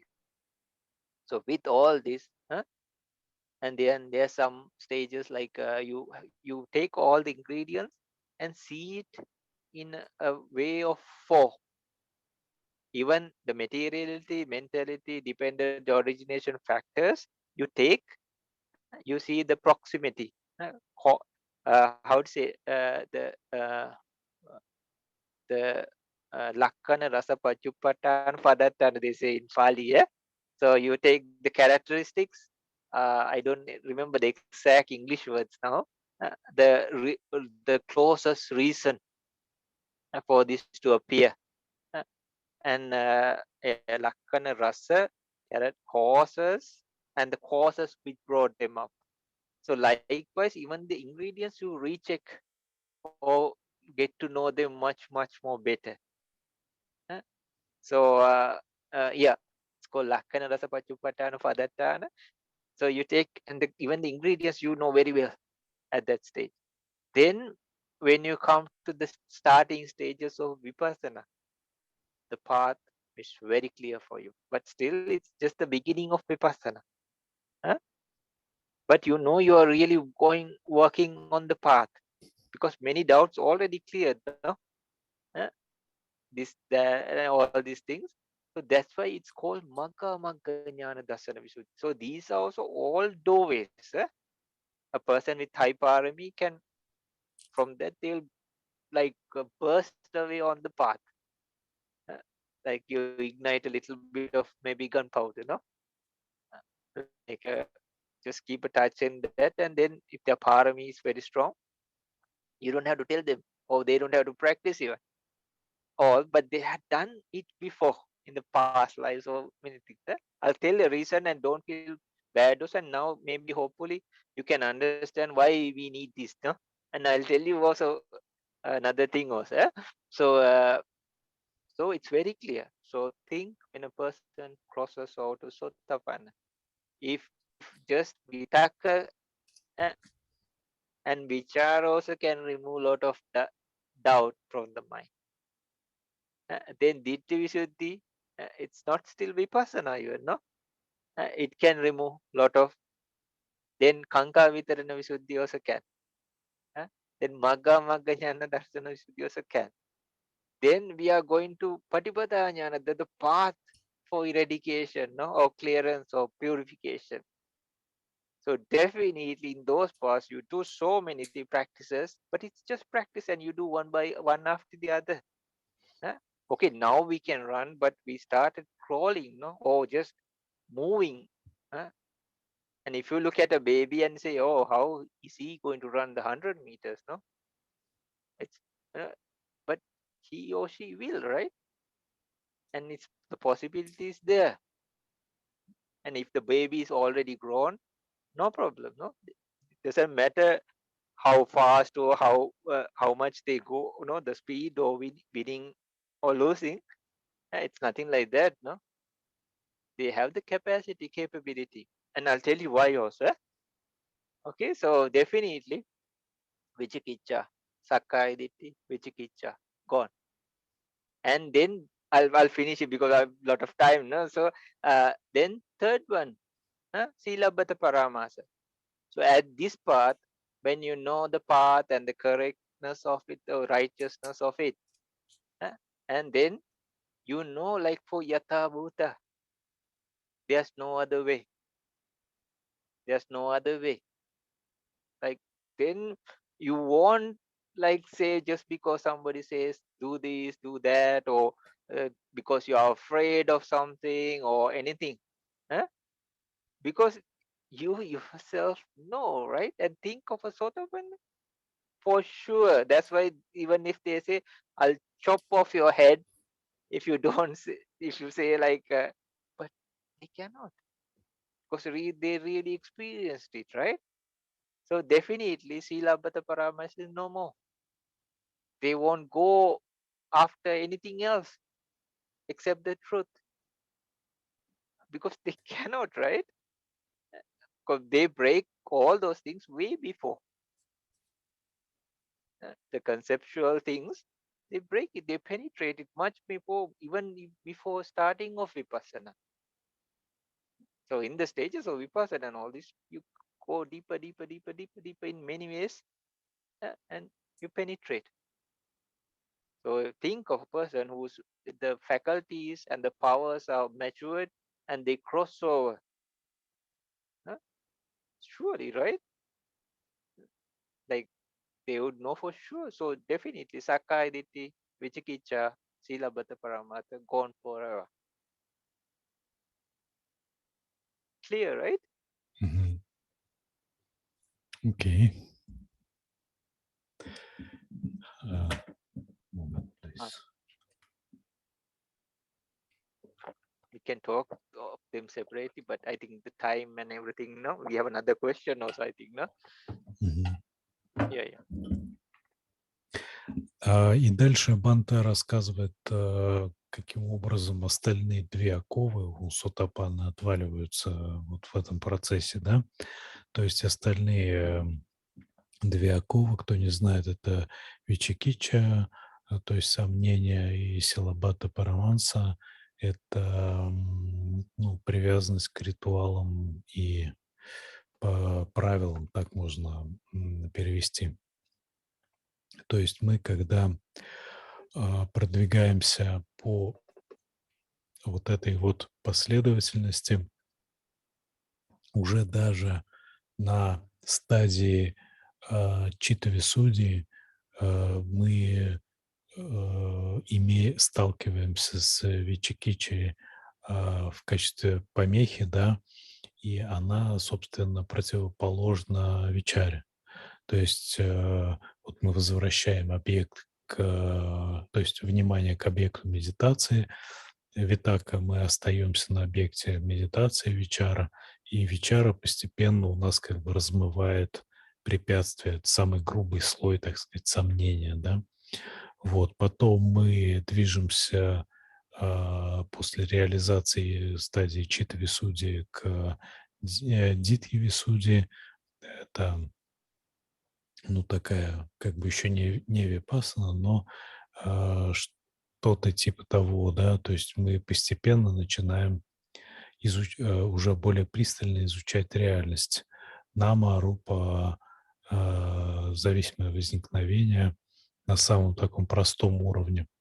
И у нас уже отваливаются сомнения относительно реальности. Вот. А дальше следующая там стадия канка витара висудзи, right? Yeah. Да, то есть там еще на более глубоком уровне происходит избавление от сомнений, потом висуди, это там знание пути и не пути, то есть это сомнение уже относительно того, что является правильным путем, что не является правильным путем, да. Потом уже мы переходим непосредственно к випассане, и там уже на самом глубоком уровне сомнения искореняются. То есть вот, пожалуйста, в итоге окова сомнения уничтожается. И третья окова силабата параманса, она тоже уничтожается, по сути, через продвижение по этим стадиям, потому что мы начинаем видеть, что на самом деле работает. То есть, что мы видим, что работают не формальные какие-то правила, пойди туда, не знаю куда, да, там выполни там энное количество этих каких-то там поклонов или еще чего-нибудь, и будет тебе счастье. Или там, ну, еще какие-то такие вещи. А работает конкретно вот практика, да, то есть она перед вами как бы очень четко предстает.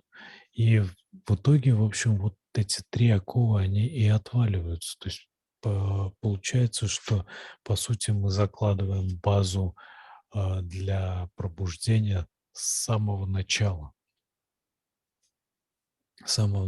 практики, да. И она просто постепенно созревает очень естественным путем, и мы приходим к пробуждению. Мгм. So, uh, please tell, like,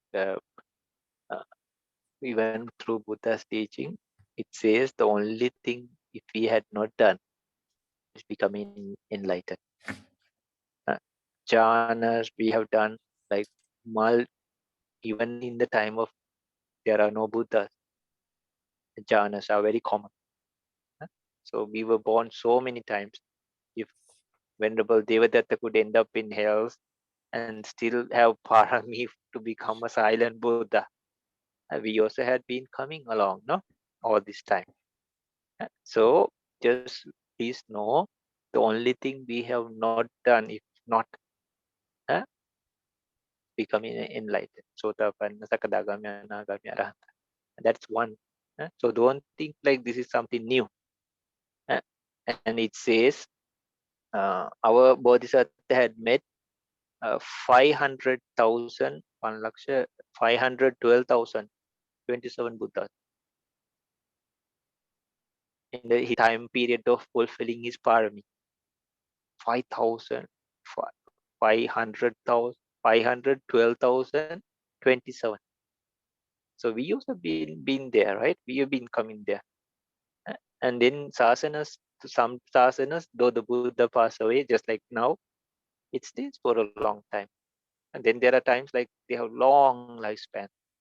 uh, and becoming Deva or even Brahma world or something, you get to know. And there are even enlightened beings there.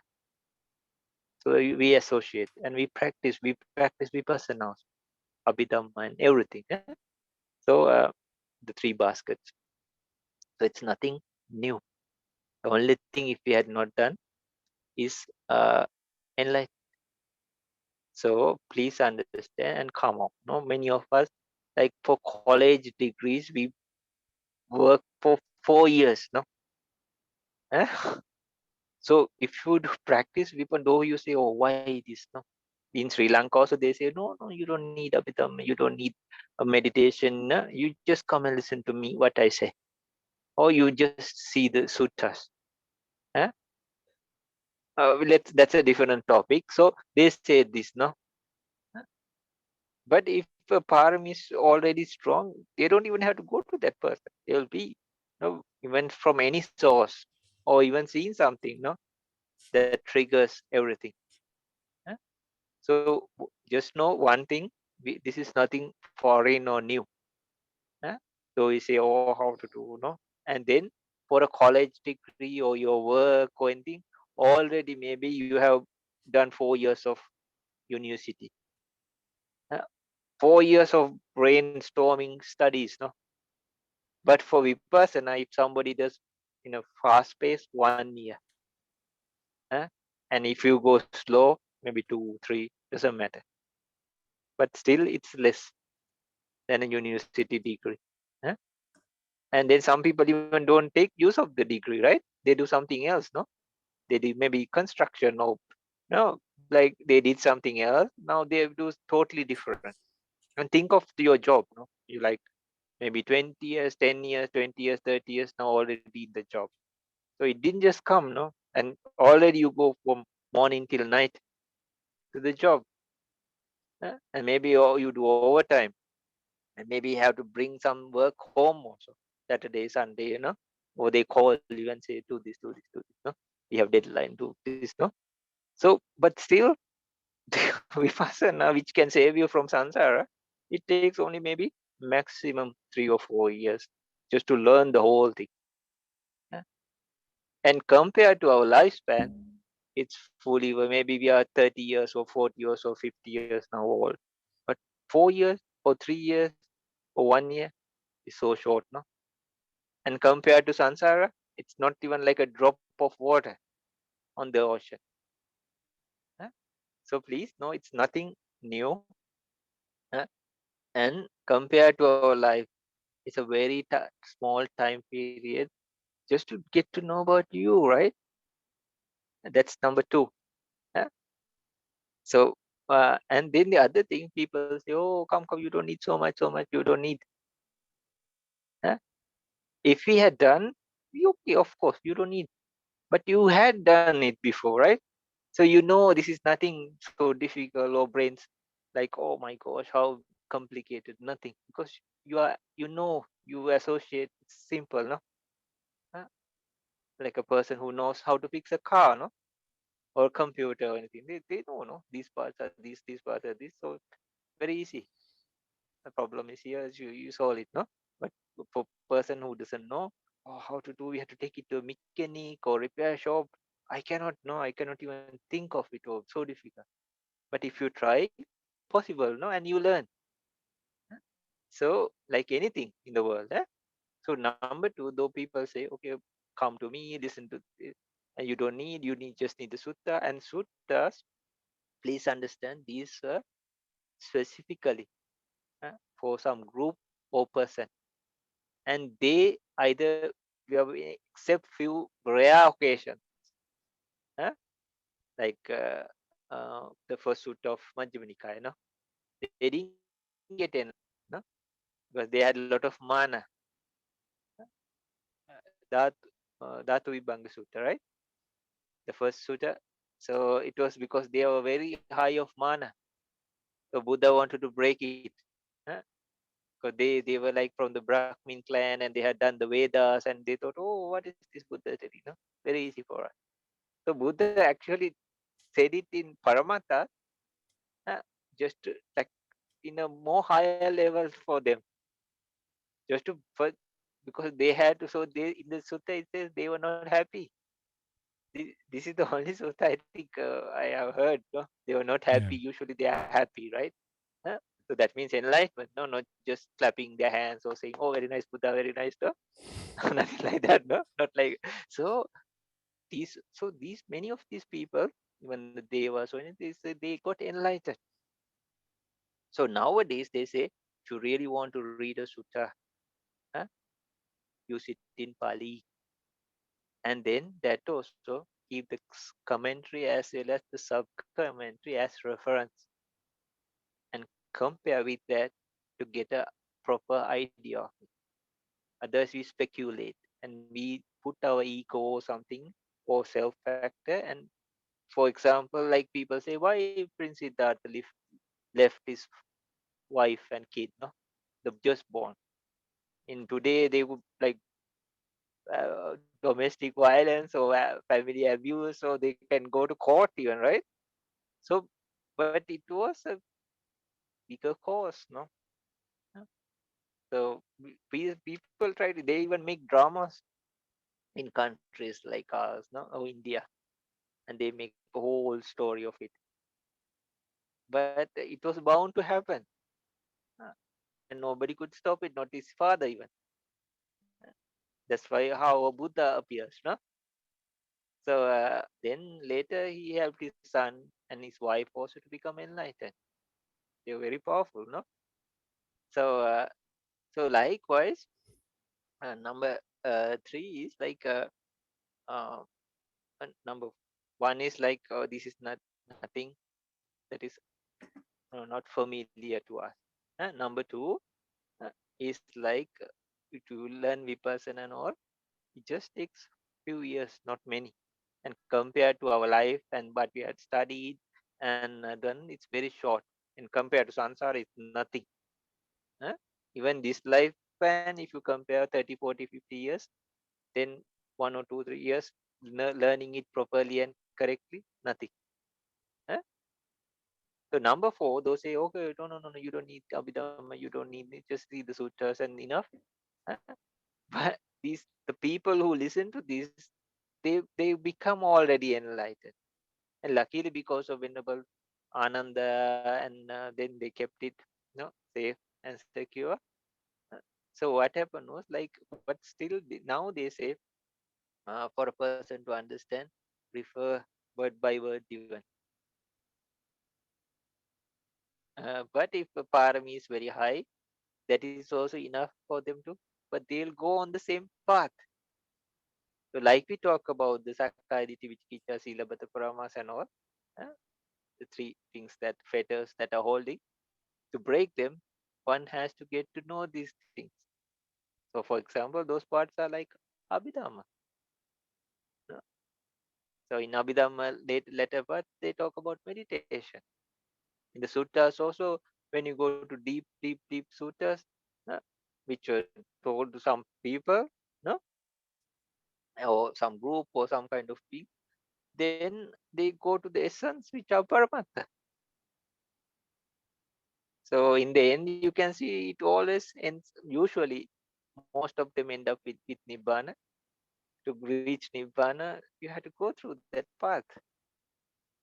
But please understand, it's nothing, not a new thing for us. We have done all. If you are not enlightened, except enlightenment, we have done everything. Become kings, queens, everything. Even the entire monarchy, Chakravarti Raja. So nothing is new. In samsara, you mean? Yeah, you were born and dead so many times. Мгм.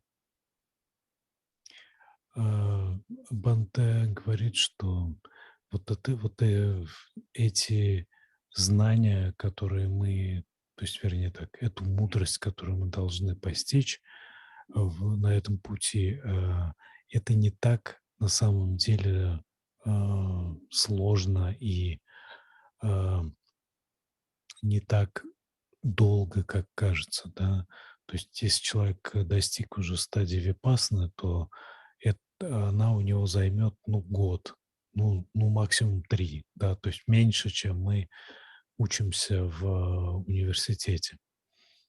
Вот, и это точно не сложнее, чем то, что мы изучаем в университете.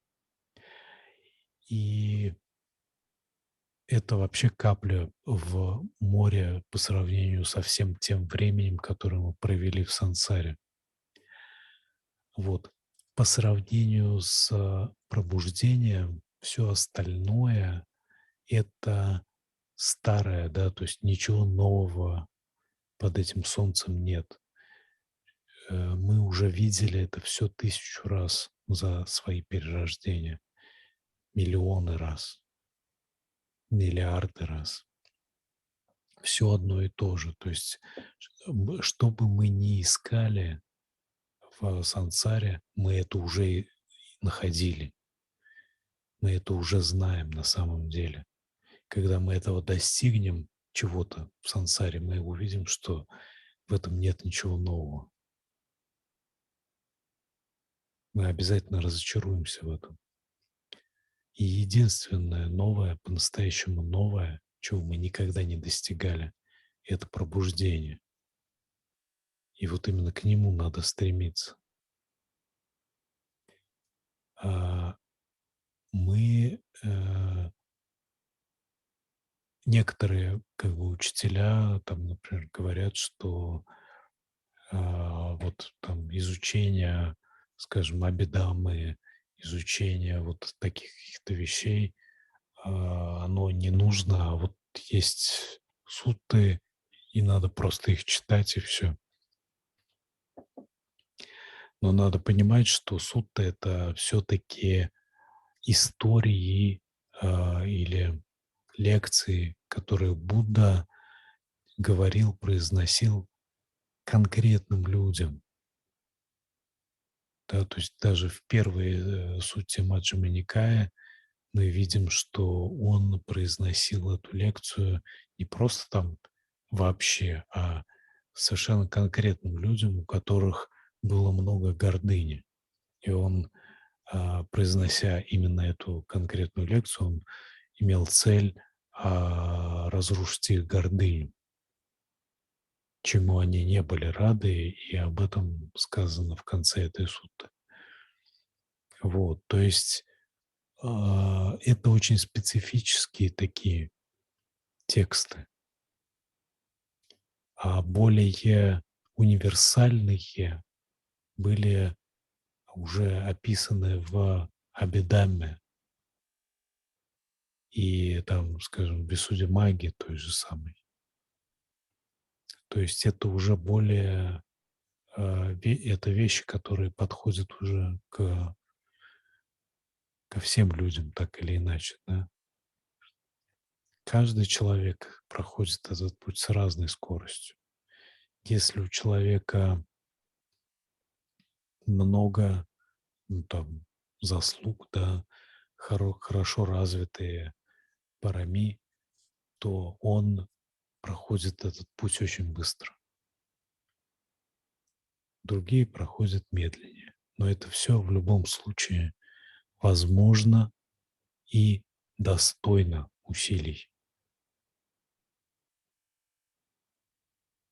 Таким образом. Мгм. So to end the question, let's see the benefits, no? There's a nice verse. They say, "Patawe karajena saggasta gamanena va sabbaloka dipajena sotapatti palamara." No? So in this verse, it says if you are the universal monarchy. Universal monarchy means there's a Chakravarti king, no? Like he doesn't have to fight his parami or kusala or they call there are like 10 things to become king. But they are very wholesome. They don't fight or kill or anything like that. But when they go, like the other kingdoms, they just offer, and then he just advised them, no, like you keep the 5 precepts and rule well. But still, it belongs to him, but he doesn't capture it or stay there or anything like that. So actually, in Buddhism and all, they talk about 4 different things, uh, like uh, the the northern Kuru land. It's not like what we are staying. The region is just 1/4. So it's kind of like totally different from what the scientists are talking about. I even asked some senior monks and all, like, what is this? If we are seeing this, no? We talk about spaceships, no?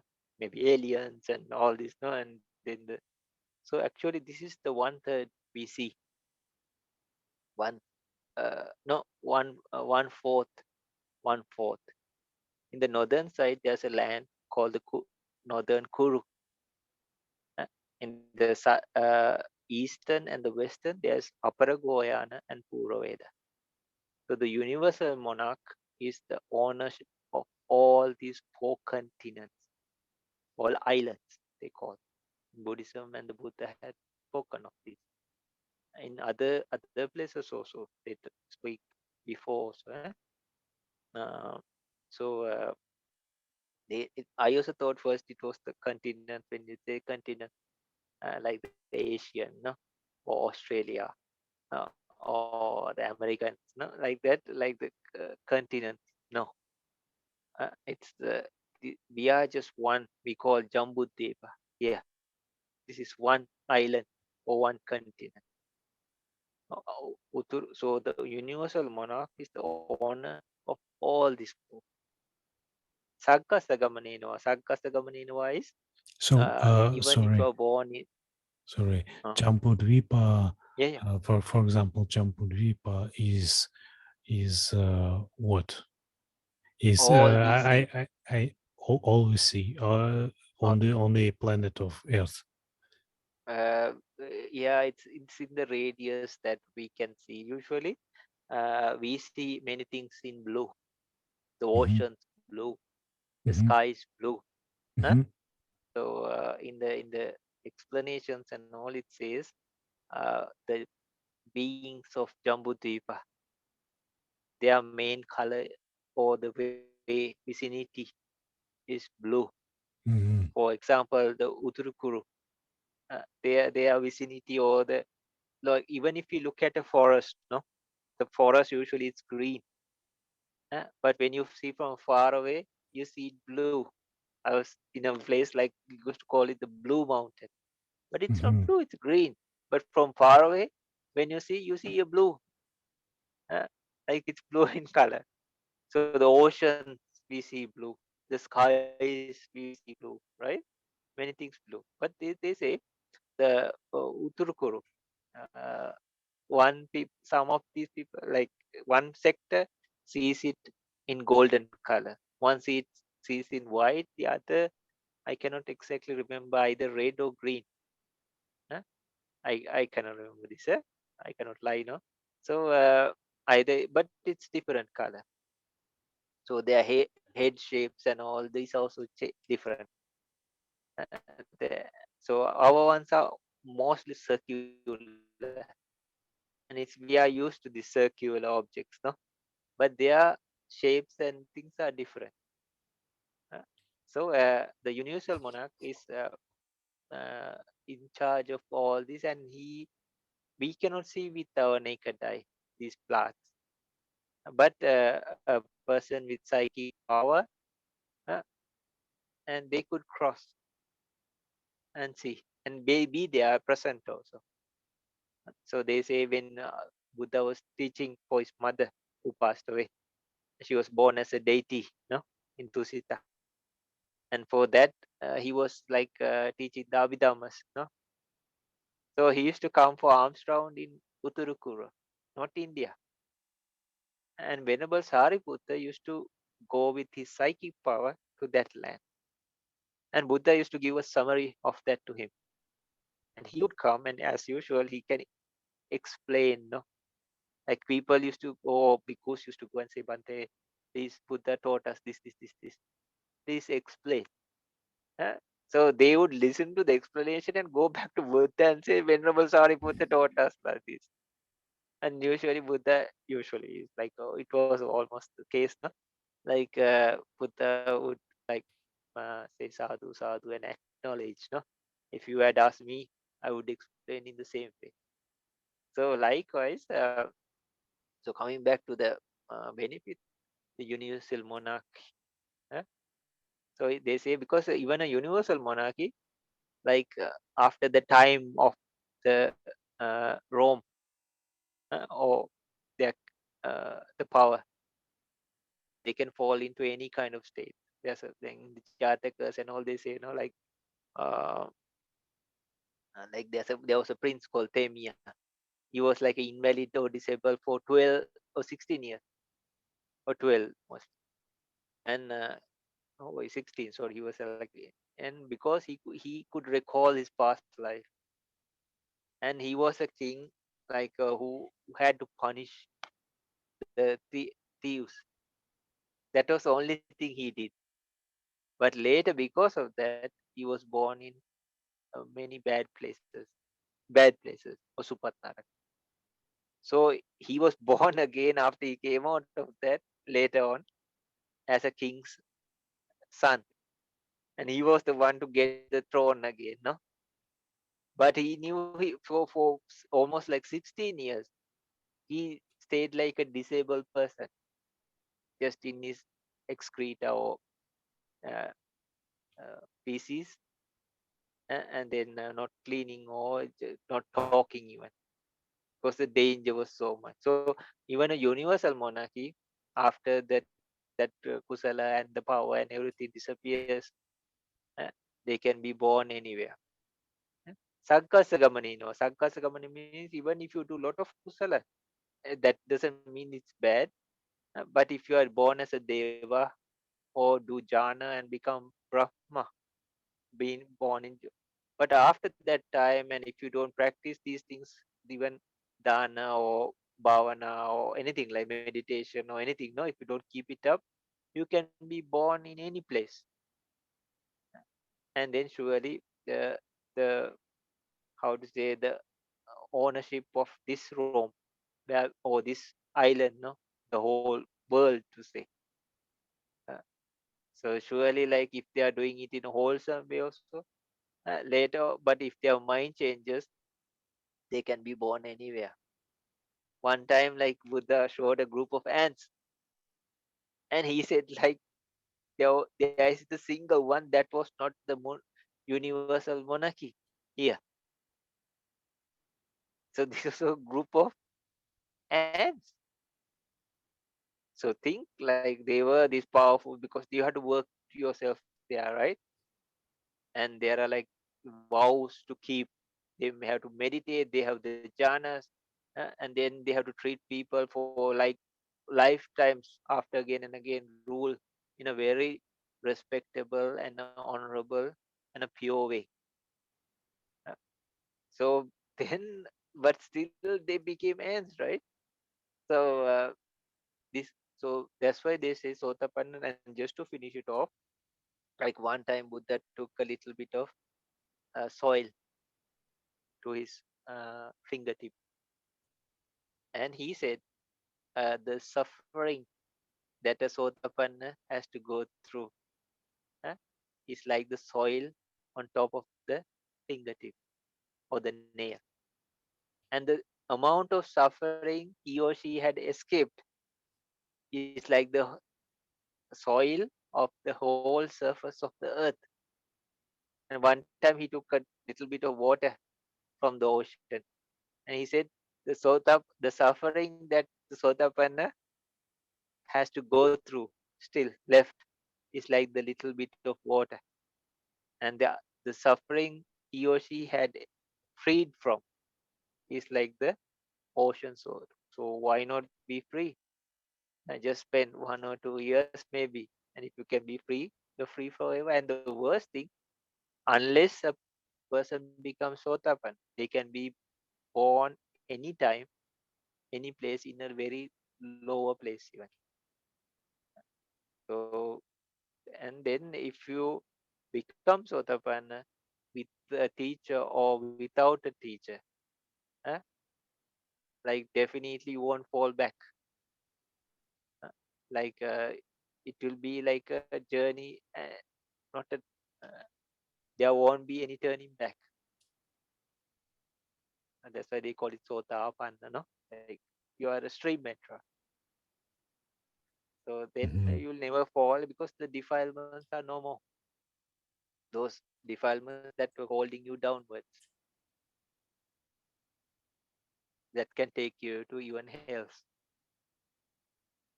Okay, mhm. the А, importance а, of sotapanna, no? мгм. И в заключение Бханте сказал немножко про ам, как бы плюсы, что ли, да, того, что мы становимся сотапанами. Он говорит, что даже ма- царь Вселенной, да, великий царь, вот этот вот Чакравартин, который там правит не только этим миром, не только нашей Джамбудвипой, но и параллельными мирами. Даже такой великий царь, он в итоге все равно перерождается где-то еще, и он может пасть и низко тоже, да. Там есть сутта, где Будда как раз видит муравья и говорит, что вот этот муравей был в одной из прошлых жизней как раз вот великим царем, то есть вселенским царем, да. Вот, то есть ни одна из самых высоких там позиций, так сказать, в сансаре, она не может нам гарантировать того, что мы в следующий раз переродимся где-то в аду. Поэтому абсолютно нет никаких гарантий, и спасение в сансаре нас будет мотать по ней неизбежно туда и сюда.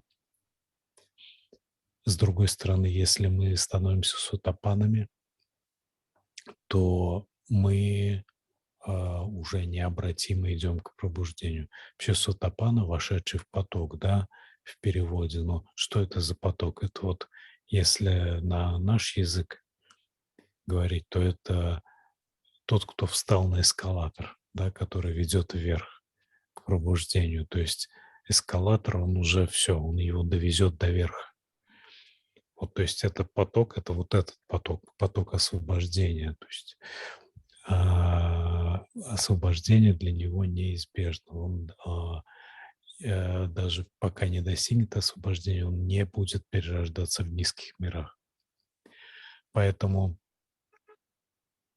Будда говорил, что а, страдания сутапаны подобно вот маленькому кусочку земли на почве, на кончике пальцев. А то страдание, которое сутапанна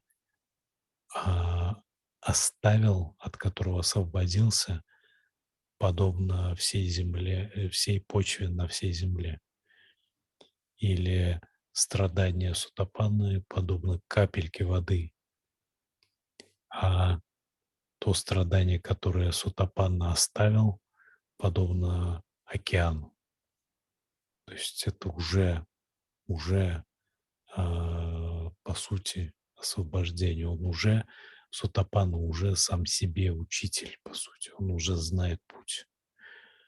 Даже если он переродится там в каких-то условиях, где не будет учителя, он уже будет знать, что делать. Вот таким образом. So Мгм. finally, if somebody says like there's a short method, easy method, quick method, huh? Or they say I was enlightened and now I'm sotapanna. There are people who say like this, right? And then in Sri Lanka, there was one person like say I'm sotapanna. If somebody thinks they're sotapanna, come and argue with me. So like, and you should tell him this is the Somebody says that they are arahants even. yeah, sure. And then even I'm just like even a sotapanna for arahanta, sure, right? Sure means like if a sotapan is like this, the arahanta surely should know. So they cannot just say like I was just enlightened, huh? And I don't know what happened suddenly. There were some cases like that also in Sri Lanka, also, like I don't know what just happened to me, and now I'm sotapan. No, because they had been practicing in the past lives also. So it can happen like a very quick just by a word or something like that, like the examples we took, but they had been doing it before. So they maybe in this life it suddenly occurred. No, this is like sometimes it says like 7 year olds, but they were very mature beings in the past life. Mm. So when it erupts or when it comes or they become sotapanna, huh, they really know because that brings all that wisdom out. It could be a body of 7 year old or a young person or anybody like that, but the wisdom is very mature, very old, ancient, and profound. And then later, what happens is like they they can explain properly. It's not just like you just listen to this and this happen, or you just do this because you saw, no, like every step of the way. You don't start with big things, no, you just take little step by step, but they all add up. Then you can clearly see the how Sakaya Ditti, Vichikicha, Silabbata Paramas, these things go away, uh, and how the path is there. So even like a person just looking at the path can say, no, oh, this leads to this, no, this goes this direction. So definitely when a person crosses, or they'll know for sure, and then the attainment, they can get it again and again. The phalachita, magachita only one time. That's right. But all the other things they can get it again, get the experience. So they can explain because even to go to Sakadaga, they have to come back on the path and then go again, enter again. Huh? It's like you come out. You when you are in Moscow, you are in Moscow, right? Uh, but again, if you want to re-enter Moscow, you have to come out of Moscow, right? And then there was a path going towards that, the capital. So you come to some stage of it and then go back in. Huh? Then again, if it's required again, you come back out of it and go again. Some people don't need, they can, with one thing, they can totally be there. But for others, like they come out of it and then come to those stages of vipassana and then cross. And then the understanding, witnessing, experiencing will be more and more profound. And the release of more and more defilement of fetter. So just because okay, people say, oh, this is short method, sudden understanding, uh, or like quick realization, easy, like but yeah, in this life it could have been very easy for them because they had done the hard work before, just like any other thing, right? Mhm. So if you had study, you can very easy for the exam, no? Uh, If you work hard in your life, usually uh, at some point you can live at least uh, in a bit of comfort, no? So like anything, no, like if the baby is just always sleeping left there, maybe it won't be able to move a muscle even. But when you start working those muscles, then it can slowly crawl, it can stand up, no? But still it falls. But later you see a child running so fast, no? Even maybe the racers even. This was a little baby or child that was just stuck in one place. So everything is like that. So please tell this also, because many things, no, they say, okay, no, you don't have to do so much. It's not so complicated. No? Just say like, please explain all it, like, because these are things like people are misled, and a person or arahant or anybody would never say this. Uh, come and listen to my technique, Venerable Sariputta, or Mokarlan or anything. Uh, and they will not say, oh, after become enlightened, you can break the precepts. No, they are more virtuous because they are pure, right? Uh, so even some monks, no, like who claim they are hunters, they say, no, this is just for amateur, for starting people. After you become enlightened, you can do whatever you want. No, they are with more faith, with wisdom, definitely not blind faith. They say Arahanta has the highest level of faith through understanding. And the Arahanta as a disciple has the highest level of virtue. uh, Because that also not because they are trying to restrain themselves or keep them tight, uh, but they totally accept it.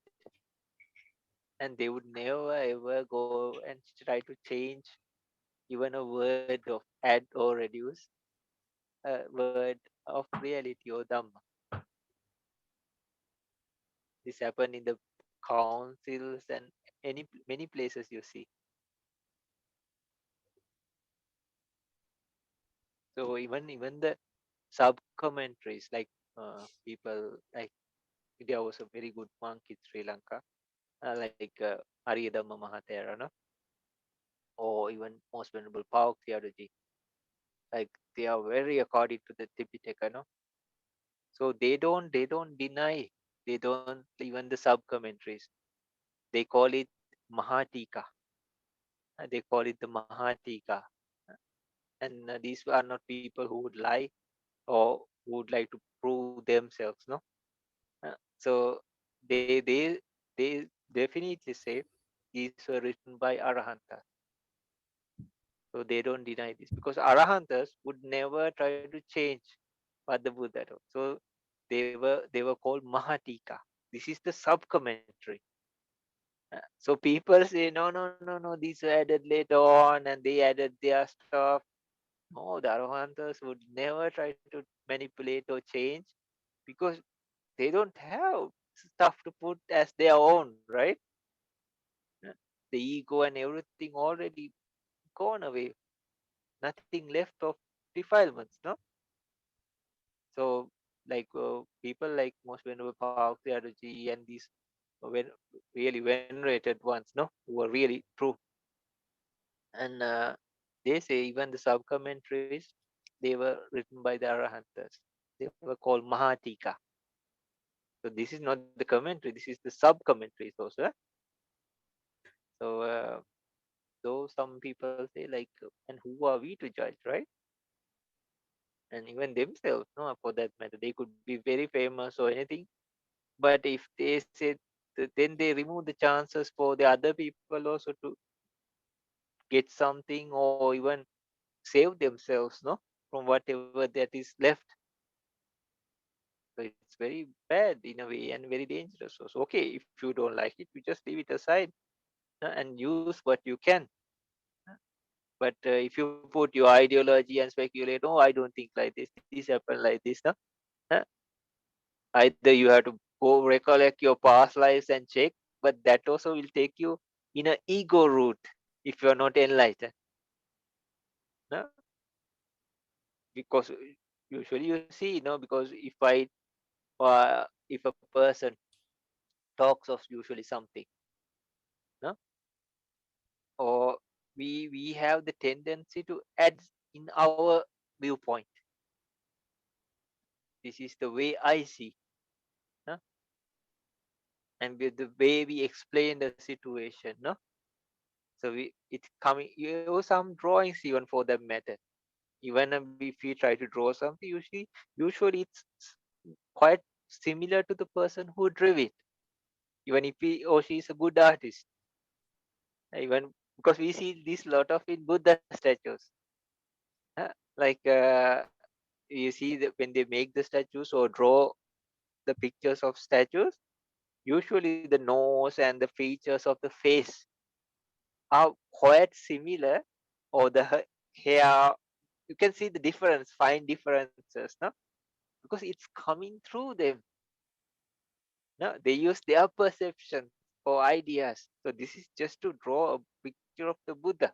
I remember one time we got a statue, and it was like we had to cover it actually, because this person, it was his first statue, and it looked so skinny, so tired looking, and everybody was like, "You, what is that?" No, but we accepted it as made for this person because he had done it wholeheartedly. No, so we sent him pictures of different angles and all these things. But and the worst thing was it looked quite exactly like him. So yeah, like he was thin. His face was like he's a bit old, and we sent him different statues, and in the Bodh Gaya one, and there's some nice ones in Sri Lanka, angle views, nothing. But it was his first statue, so but still when people was looking, they were like, what is that? No. So later on, out of respect, we covered it and kept. But you can see. So what about theory or ideology? No. Okay, this is a statue, and then clearly you can see, oh, this is similar to this person or that person. No, and the face cut or the eyes or how they have drawn it. No, but what about ideology, theory, and logics? No. So yeah, please tell this in maybe summarized way, or like Mhm, mhm. just because there are so many in Sri Lanka, many places. They write books, they give Dhamma talks, no? They try to attract. Now they use social media and many things also, and they have made it a business also. They say no, you come to us, and very quickly you can become enlightened. No, uh, there's a short way, a very quick way. No, so people are now like searching like fast food. No, like Mhm. just like fast food, some fast food, it's not feeling. No, it's sometimes you get sick even. Бханте говорит, что даже в Шри-Ланке сейчас довольно много людей, которые заявляют, что они уже там достигли пробуждения, и говорят, что это на самом деле не требует таких усилий, что это достаточно легко сделать. Вы там, следуйте за мной, становитесь моими учениками, и я вас научу, как быстро стать пробужденными. Вот. Там, ну, дело в том, что ам, когда человек вообще может стать быстро пробужденным на самом деле, если он там был в прошлой жизни уже сотапанной, и в этой жизни он родился, и он как бы испытает ниббану достаточно быстро в этой жизни, но это просто потому, что он уже в прошлых жизнях хорошо потрудился. Вот. И в этом случае человек будет четко знать, что произошло, он будет четко понимать учение, он будет способен его объяснить, и он будет видеть, где учение, где не учение, да. А, Даже относительно субкомментариев, даже не комментариев, а субкомментариев учителя, такие как, например, там Паук Саяда или другие, говорят, что они были написаны арахантами. И когда человек, который говорит, что он пробужденный, он отрицает какие-то из источников, да, говорит, что вот, мол, можно вот только так вот, почитав там те или иные сутты, уже там или стать пробужденным, или понять, как это делается. Вот. Но это вызывает уже большие сомнения, тем более это просто опасно, если мы поверим такому человеку, а он окажется не пробужденным. Вот, так что вот в таких случаях надо быть очень осторожными. Это похоже на фастфуд, такие легкие пути к пробуждению, да, то есть мы, по сути, на самом деле не получаем нормальной еды, а получаем просто суррогат, который скорее нам приносит вред. Вот. Так что путь, он прямой, он не фатально сложный, но он и не настолько вот такой простой и легкий, как иногда пытаются как бы представить. Вот надо просто взять и делать, и все получится. Мгм. So let's go to the next question. Other we Мгм. won't do any justice for that, no? Мгм. Okay, the second question. The question is about Anatта. No. In particular, the aspect that we are not the owners of the body, of our body and mind, and cannot control them. Some people say that the principle of anatta is that we cannot control our body and mind. And how, in this light, to consider the cases where we can control them actually to one degree or another, but we can.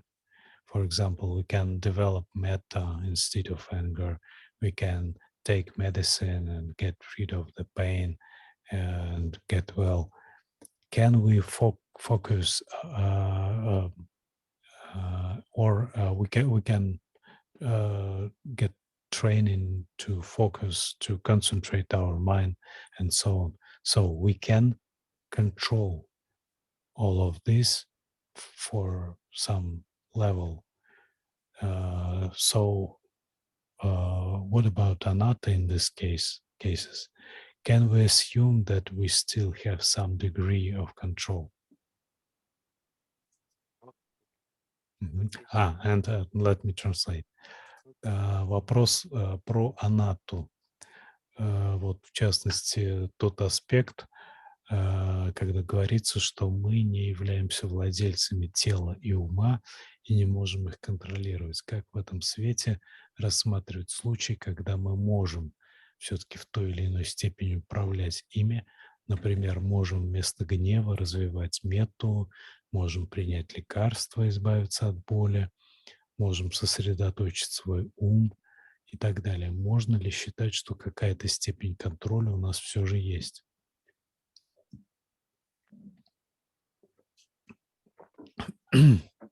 Окей.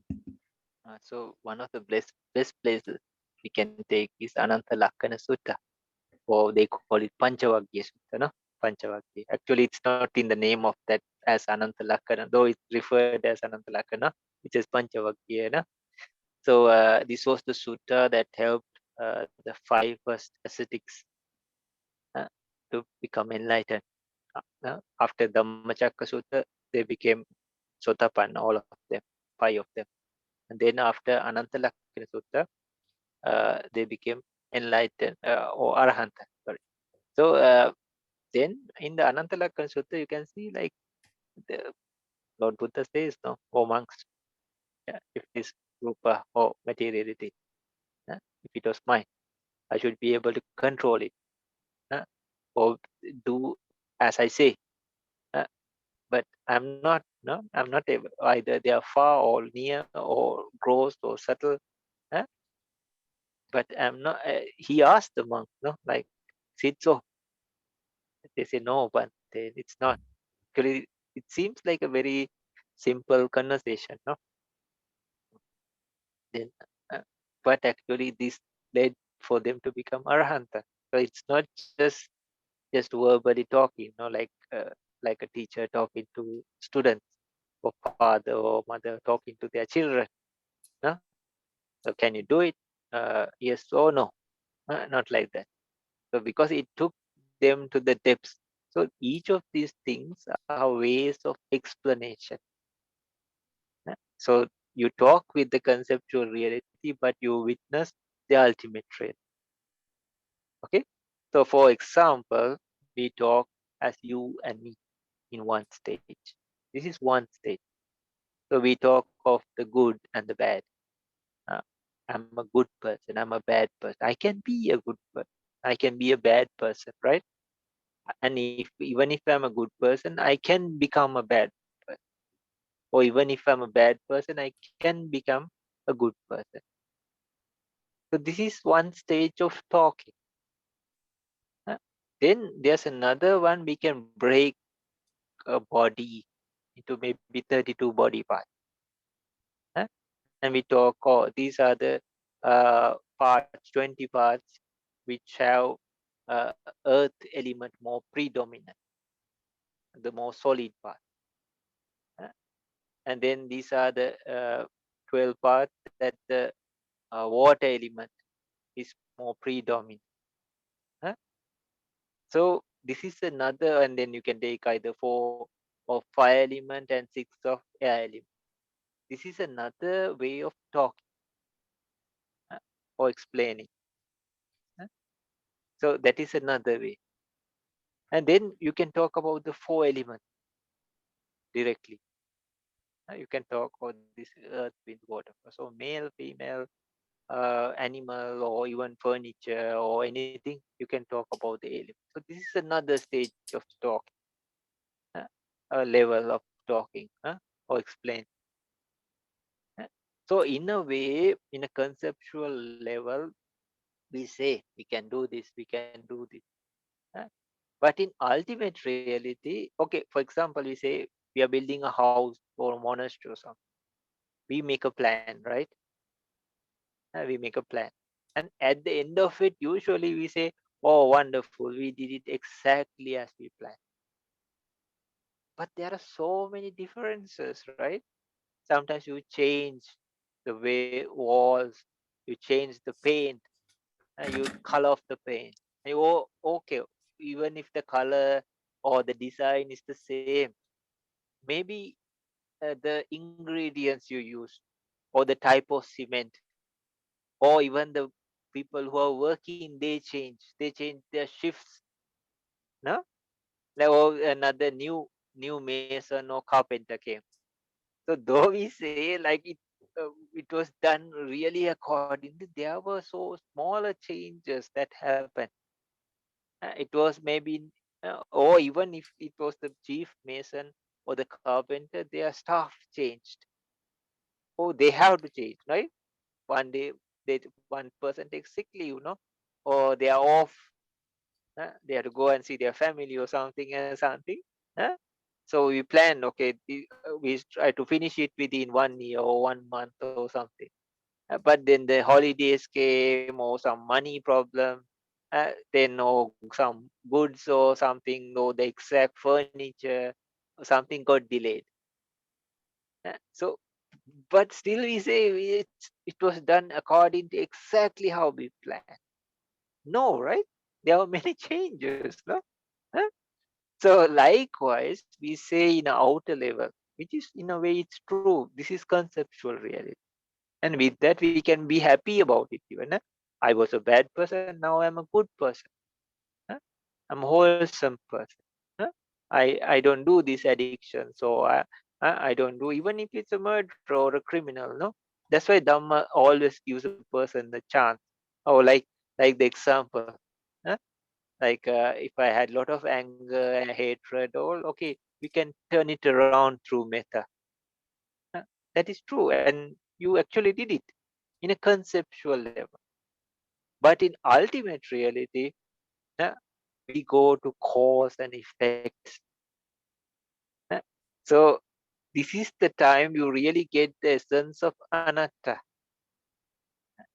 So even in the subtler levels or grosser levels, not subtle, actual gross level, huh, we say, okay, I practice metta for 1 month and I get jhana. But maybe no, right? There are changes in that. No, I take it, I bring jhana very quickly or anapana very quickly. No, Uh, but no, it has to mature. It has to come through it by itself. So then I can say with my first sitting, I had to go to the fourth jhana. No, right? It doesn't happen like that. No. So even within that range, we cannot control sickness. We cannot control aging.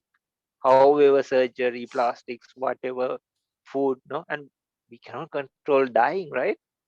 At some point, either through old age or something, we have to leave everything. So even the main, or for example, even hunger or the urgency to relieve yourself, go to the toilet. Okay, you can keep it stuck for some time, but at some point you have to relieve it. No, you are in trouble. No. Mm. So likewise, there are many things. Even we cannot, oh, this we clean our face or anything, no, but still it gets dirty, no.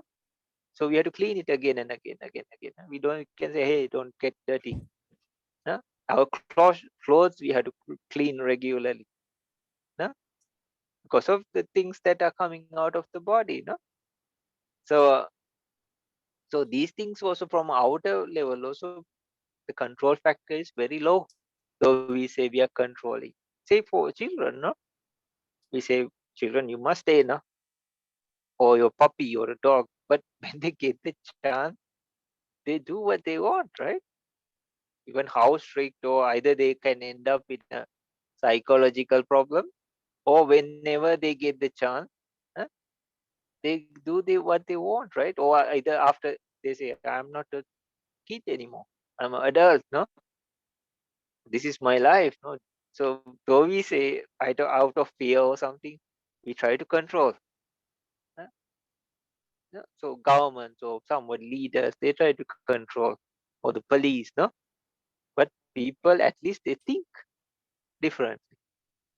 Even if they cannot do some actions, they think, no, differently. So though we say they have control, there are many aspects in the even the conceptual level that are so different. In ultimate reality, what happens is we also become another cause, uh, like material, mental, everything. We also are a part of that cause, which brings up the effect. For example, you're cooking something, the firewood, the stove, the water, the ingredients, oxygen, the pot, clay, eh, they all become reasons for the the product, final product to appear. No? So likewise, we also become. No, if we are lighting the fire, huh? Just because we have sticks and these things, the fire doesn't come, no. Just because we have the ingredients or something, the food is not doesn't appear. We have to put them together, right? So likewise, we also become a reason, like we are bringing the causes together. So in ultimate reality, because you go to the causes and effects, the cause and effects, you cannot give ownership. Uh, because you see deeper and deeper and deep, even in the most grossest level, we can see there's not much ownership. Even in this example, okay, I sit one time, I should get third jhana of loving kind. No, right? You have to build it up. Then you also become, we just say be with the object or be with the lines, because that is only thing we can do. Other things it should happen through it, like a, dish or a curry cooking. So though we say we are cooking, okay, we are doing something, but we put the causes together. If you put the wrong causes together, this food and everything can burn, right? So we control the heat or reduce the heat or make it higher, close or do anything. But at that moment, specific moment, we also become another cause of it. So when you go to more and more ultimate reality, the person or the thing or a self factor, they just disappear, because that is also another cluster of causes, which you cannot give individual ownership or call it a self or a person or a thing in ultimate reality. In conceptual reality, we don't go beyond the concept, but still no, like many things it's out of our control, though we say we are controlled. Okay. Здесь такая штука, что реальность можно выделить как бы реальность описания, концептуальную реальность и предельную реальность, как реальность как таковую, да. Пример. Например, у нас есть план дома, которым мы строим. Вот дом построен, и мы как бы смотрим на план и говорим: вот этот дом прям точно соответствует плану. Он прям вот один в один. Но если мы так посмотрим по-настоящему, то план — это просто какая-то бумажка, рисунок, да? А дом — это совсем другое. Это камень. Это или там еще что-то. Даже если мы просто, окей, примем, что все-таки это изображение дома, и начнем сравнивать, копаться, то увидим, что там какие-то отклонения от этого плана есть. Где-то размер там немножко не попали, где-то там материал немножко другой. Короче, на самом деле, если копаться, то план и дом — это совершенно разные вещи. Но при этом утверждение, что дом соответствует плану, оно верное, просто на определенном уровне. На более глубоком уровне, на более детальном, что ли, уровне, оказывается, что это не так. То есть надо понимать такую штуку, что, казалось бы, совершенно разные утверждения могут быть релевантны на разных уровнях. И вот здесь то же самое. Мы можем сказать, что я такой-то, я делаю то-то. Sorry.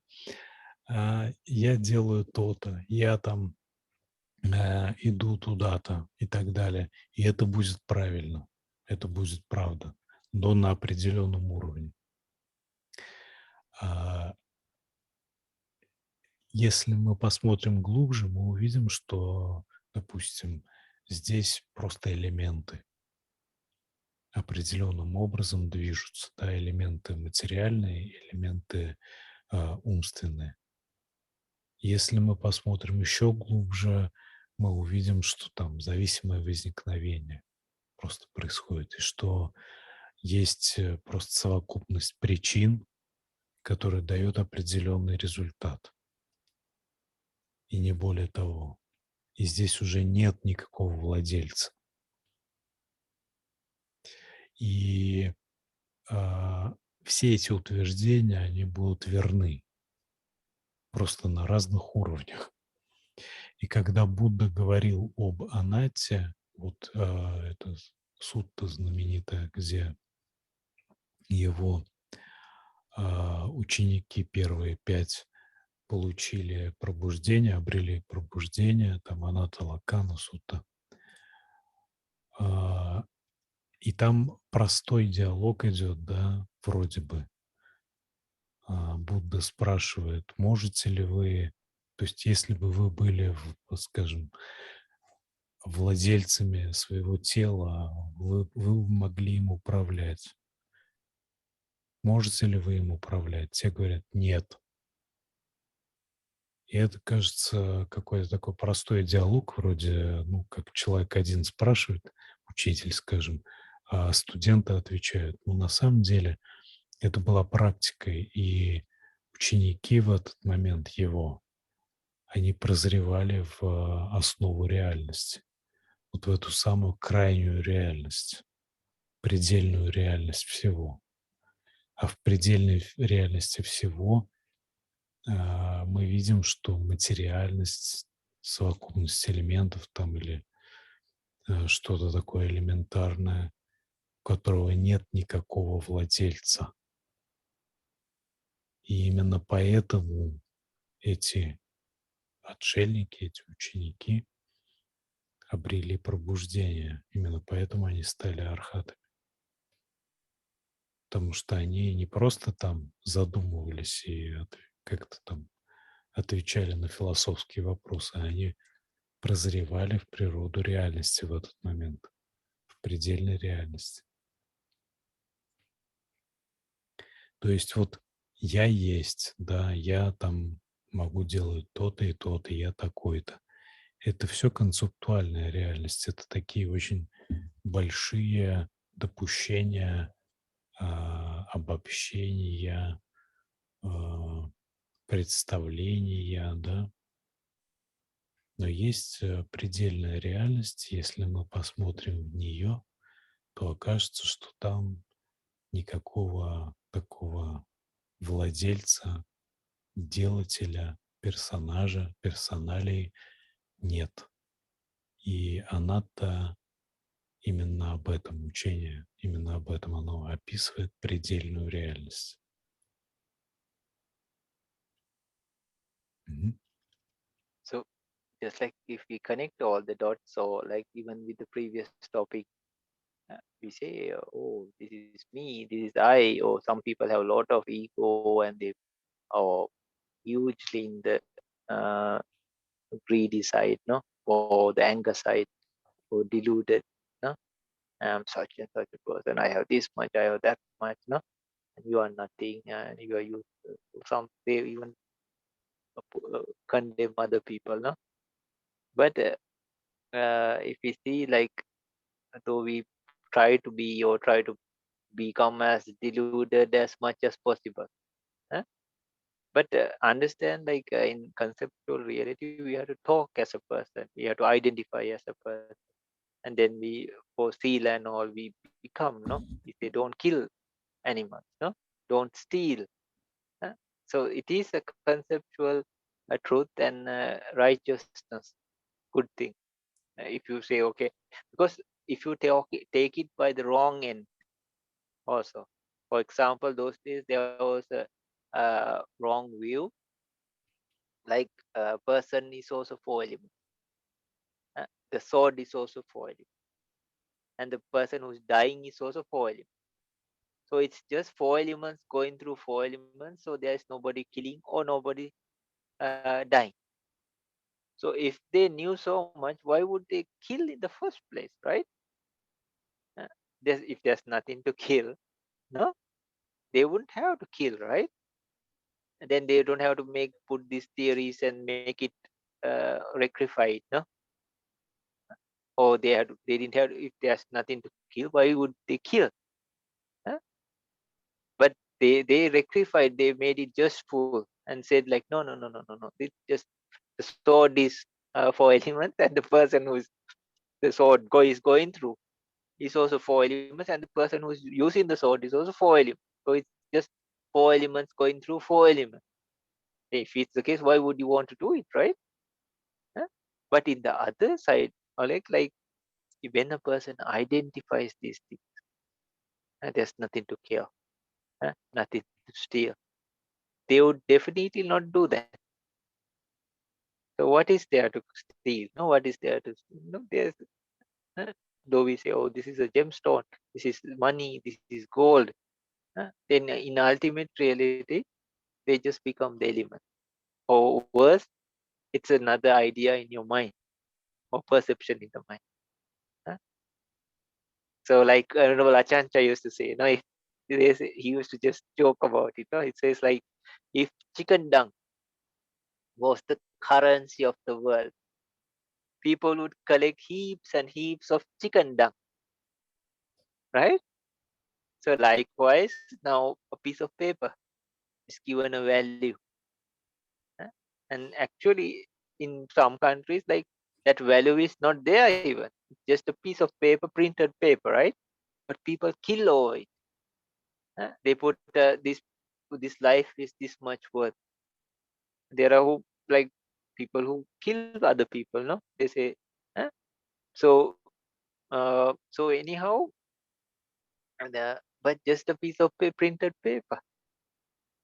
And if they say, oh, from today on, these notes are not valid anymore, everything gone, right?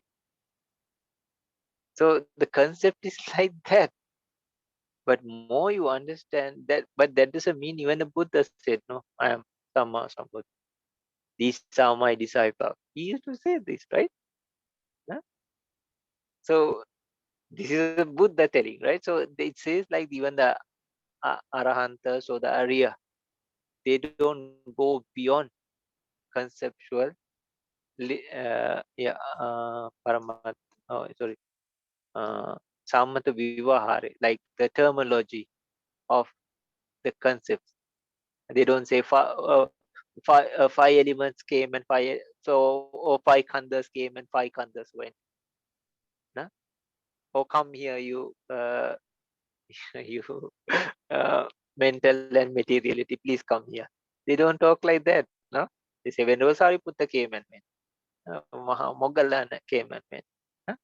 Or this is Lord Buddha who came and he was talking to Mahachunda. So they used to use it, no? But Venerable Sariputta, for example, he said, my fellow disciples, because I'm the son of the Brahmin lady, Sari, they call me Sariputta, the son of the Sari lady. No? So this is how Sabrahmachari or my fellow disciples, or not disciples actually, but like kind of like colleagues, no? Or uh, the brothers on the path, how they identify. But surely he knew in concept, beyond concept. This is five kanda, and you cannot give, but he has to identify himself, right? So that is the difference between conceptual reality. But in concept also, you can see lot of differences. We cannot change aging. We cannot say a headache come tomorrow. No, leg pain maybe on Saturday, then I can sleep. No, you cannot say, right? They come and go, no? Or hunger for that matter, or thirst, and definitely not things like aging. Not only the long distance, there are like, that's why our skin, it sheds, no? Or the cells, they die, and it should be removed off the body. No? So we cannot control this, right? Oh, you are frozen. Bhante, I cannot hear you.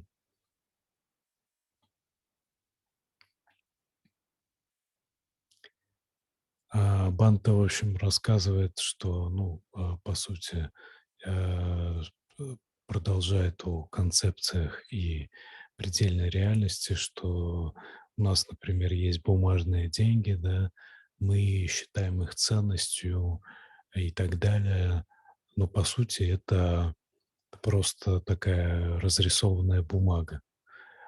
Однако факт остается фактом, что она имеет ценность у людей. То есть и то, и другое — это верно, это истина. То есть концептуальная реальность состоит в том, что да, вот мы придаем значение бумаге, но своего рода предельная реальность в этом смысле заключается в том, что это просто такая бумага разрисованная. Вот. Мы пользуемся а, местоимениями и прочим. Да, это удобно и так далее. Ну, тем более, если возвращаться к предыдущей теме, мы еще и верим в это все, да. Вот. Но если мы посмотрим предельную реальность, то увидим, что это 5 э, совокупностей просто-напросто. Вот, то есть если какой-то человек там скажет, что я, а, вот 4 элемента, да, вот тело, это нож, это тоже 4 элемента, человек другой — это тоже 4 элемента. И почему бы мне тогда его не убить, да? Но тогда возникает вопрос: а зачем ты тогда его убиваешь? Кто убивает тогда? Вот, то есть на разных стадиях рассмотрения реальности верно, то есть это как бы для нас работает какая-то определенное видение, да. На, самой, на самых начальных стадиях пути для нас важно, ну, то есть мы просто иначе не можем видеть реальность, кроме как я соблюдая предписания, я делаю то-то и то-то. И только так для нас возможно продвигаться по пути. Когда же речь идет об анатте, это уже практика видения предельной реальности. Это уже м, такой уровень, где нет никаких делателей, нет никаких а, владельцев, нет никого, кто мог бы чем-либо управлять, да. И мы привыкли думать, что мы можем там делать то-то и то-то, но вот если углубиться в детали, то окажется, что, ну, это очень такое грубое допущение и упрощение, что я могу что-то делать по своей воле. Я делаю что-то, потому что сложились такие-то обстоятельства, а я делаю что-то просто потому, что там срабатывает нечто, некие какие-то условия в теле, внешние условия и так далее, обстоятельства жизни. Вот. Ну или там можно рассматривать с точки зрения дам, что складываются там определенным образом причины и следствия, читы, читасики и рупы и так далее. Вот. В общем, в итоге, а, если подытожить, есть концептуальная реальность, и есть предельная реальность. И концептуальная реальность, и предельная реальность, они как бы имеют право на существование, их можно принимать как, а, ну, не так. Мы живем в концептуальной реальности до тех пор, пока не достигли предельной реальности. И пока мы живем в концептуальной реальности, я есть для нас. А есть практики достижения предельной реальности. Когда мы достигаем предельной реальности, прозрения в предельную реальность, там уже я нет. Но это уже совсем отдельная история. И та анатта, о которой говорится в суттах, это и практика, ведущая к постижению предельной реальности, и, собственно, как бы обозначение предельной реальности. То есть это вот характеристики явлений элементарных, из которых состоит реальность, просто как они есть, да, даммы. Они, соответственно, а, а, мимолетные, обладают как бы, связаны со страданием и не имеют владельца, да, то есть не имеют «я». 3 характеристики явлений. Это предельная реальность. Вот, собственно, и все. Вот Бханте опять появился. Мгм. Oh, sorry, yeah, the power cut took the internet away also. Мгм. Мгм. Yeah, now we are having a power cut, and that one one name common, no? So Мгм. it took all of like you need 4G, and then it was just nothing. And then again a G came, then it became 3G, now again 4G. But М. no, so is it enough, or like is the person here who asked that question, is that person here with the group? Oh, Uh-huh. So I think we did enough justice, right, for that yeah, question? yeah. I think this is a clear answer, pretty clear. Uh-huh. But there are things we can do. There are things that we can do and we should do, no? Like wholesome things, like we do dana, no? We do sila. Uh, it doesn't happen automatically. Proper causes bring the proper effects. So in a Mhm. conceptual manner, also we do some kind of thing. For example, we meditate, no? So, but in total reality, we also become like the anapana or loving kindness. It starts working inside, no? And it, I read a sort of sentence that if you say that uh, you are not the self and you are not an arahant, you are liar. And if you are mm, arahant and you are saying that you are self, that then you are not arahant. uh, uh, uh, uh, uh, yeah, for example, yeah, but like even Buddha had used like atta, no, like Mhm, mhm, atta, yatta no nato, like be the shelter of your own self, no. Uh, mhm. like that, he uses the word, but surely he talks way beyond that, no. So in a way, like pretending is not the thing, but as like we are on the path, we should discuss and talk, uh, and just not like become like, oh, so there's exactly still because I'm not arahanta, no, we should not talk about it or discuss or practice about it, uh, because we are trying to free ourselves from that, no. Like so ego is uh, like the total, it's covered by delusion, because we don't deny, huh?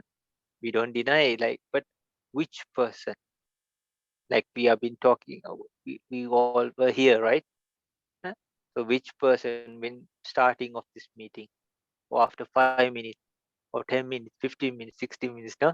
Then there should be like hundred of thousands of people, no, doing different actions. Even now, like when we are talking many things, no, each moment everything is because of the change and doesn't stay exactly the same, no. Otherwise, if this change was not there, even a child cannot become an adult, no, for that matter. uh, or person cannot go from here to that place if it was some permanent thing or permanent self or permanent person. uh. So because of this change, uh, and in a way because of the change, uh, we cannot be totally satisfied also. uh, because even if the most pleasant and the wonderful experience, then either it can be too much or too little, or the boredom or something can happen. Huh? So likewise, so even more so, so definitely the bad things also, or this life or anything, no, the mind moments, all these things change. So the thing that is telling us, yeah, if you take the liar thing, huh? So the mind is actually like the biggest liar. Why? Because it has to say this because of the rupa. But the mind changes 17 times faster or disappears than the rupa or materiality. So when one materiality arises and passes, the mind happens 17 times. So the person who's telling that it is permanent is even disappearing even 17 times faster than the proof the mind is showing. Okay, you are here, no, this is you, or the baby, the child, or the adult, or the young man, no, like, oh, who was there 5 minutes ago. Uh, but this thing or mind which is showing that there is something permanent, there is a self, no. Uh, there's a continuation, or anything like that. Uh, or there's some existence that keeps on happening, for that matter. Or even you say like reincarnation. Huh? But the mentality and materiality, so reincarnation is, there's a continuity. No?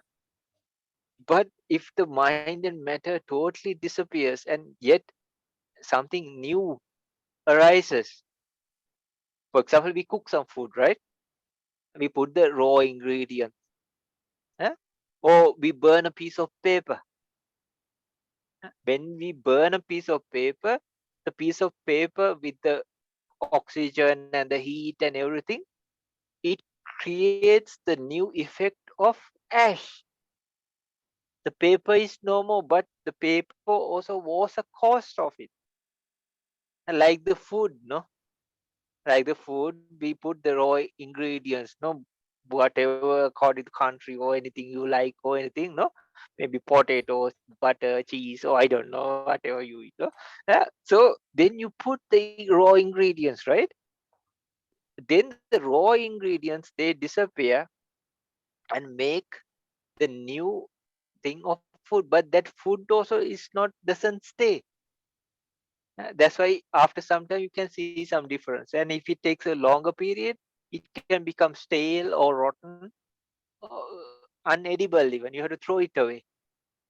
That's why it doesn't stay. Even if you throw it, maybe bacteria will grow on it, or some animals might come and eat, or it can become like absorbed into the earth. uh, so it also doesn't stay. uh, so there is a process that happens.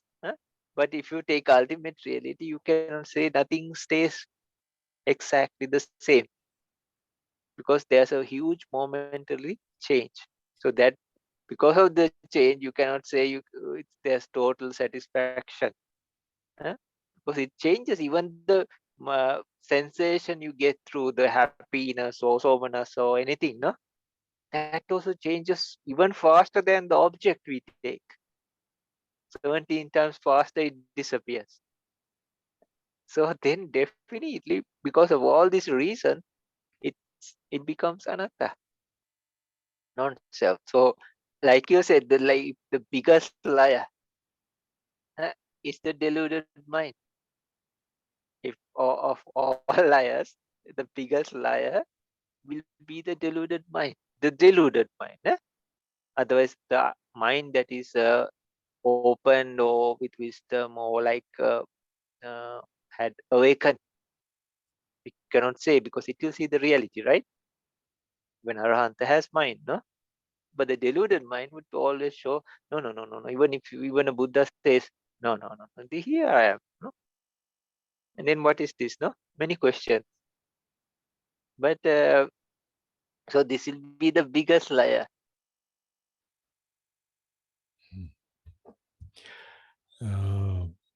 Самый большой лжец — это наш ум, да, он создает реальность, в общем, ее рисует, концептуальную реальность, ну, по сути, на пустом месте.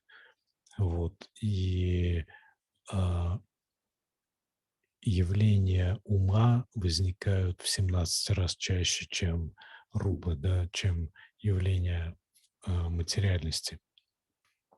Поэтому ум, он, как бы сказать, сильнее материальности. Он может создать ту реальность, которую нам хотелось бы видеть. Да? Мы замечаем те вещи, которые нам хочется или которые мы привыкли видеть, не замечаем то, что не привыкли видеть. И то, что мы замечаем, мы видим так, как мы привыкли это видеть и так далее. То есть ам, мы в ходе практики преодолеваем вот эту завесу, вот эту вот иллюзию, которую создает ум. И видим, что просто-напросто происходит сложение определенных условий, которые порождают следующее явление и так далее, да, то есть а, ну, это похоже, ну, Бханте не использовал, конечно, это слово, но по сути здесь речь идет еще об эмерджентности, то есть когда сумма определенных частей, определенных условий порождает новое состояние, которое не является простой суммой этих частей, да. То есть человек — это не просто сумма там частей тела, костей и прочего, да, ну, скажем, человеческое тело или там все что угодно еще, там велосипед или там карета — это не просто сумма вот этих вот частей, да, куча. То есть они должны быть сложены определенным образом, но мало того, они после этого получают новые свойства, совершенно новые, которых нет ни у каких других частей. И, в общем-то, вот когда мы погружаемся в природу реальности, мы начинаем видеть вот такие вот вещи, да, что все построено на причинах и следствиях, на эмерджентности, на взаимопорождении. И, собственно, тут нет места каким-то вот а, концепциям о некоем владельце там и так далее. Мгм. So please tell them that the example, like there was this blind person from birth, no, and he wanted to wear a very clean uh, clothes. So there was a very cunning person. Huh? He thought he was his friend, no, and he said, "Please find me very pure, clean clothes."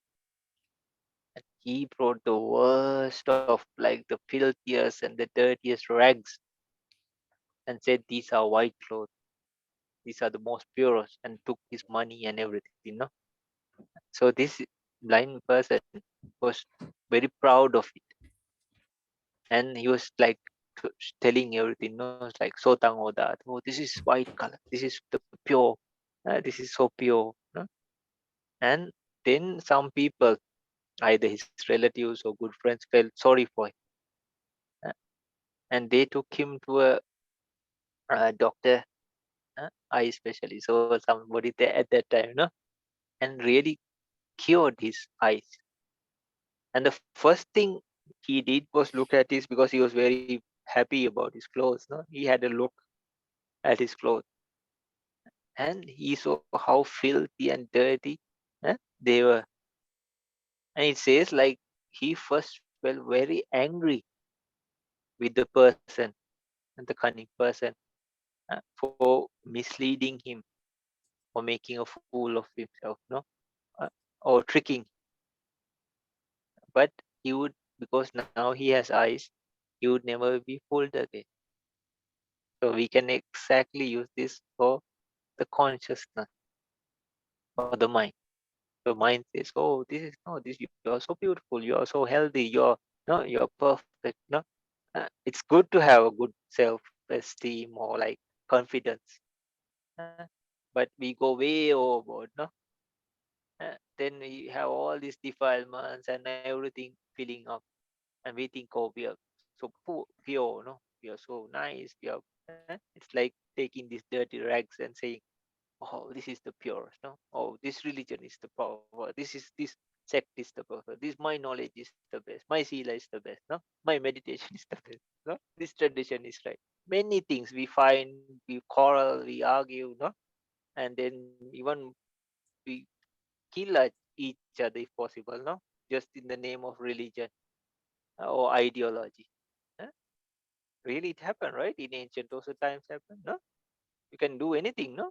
So, and then, but later, at some point, when their eyes open through wisdom, huh, the first thing they will do is the biggest thing, they give priority or importance. And they'll know it was a whole big lie.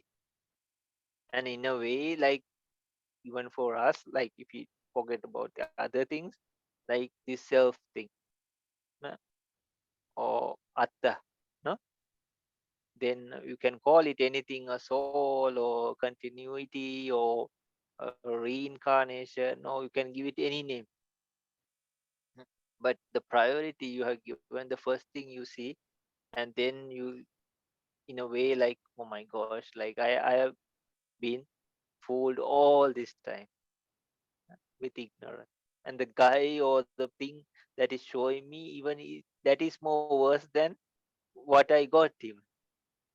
Right? The mind is the one that is showing, oh, no, no, no, no, you have this, you are there. But it disappears even faster, no? Just like that cunning person. So that's why in Buddha said, like, the mind is like a magician, no?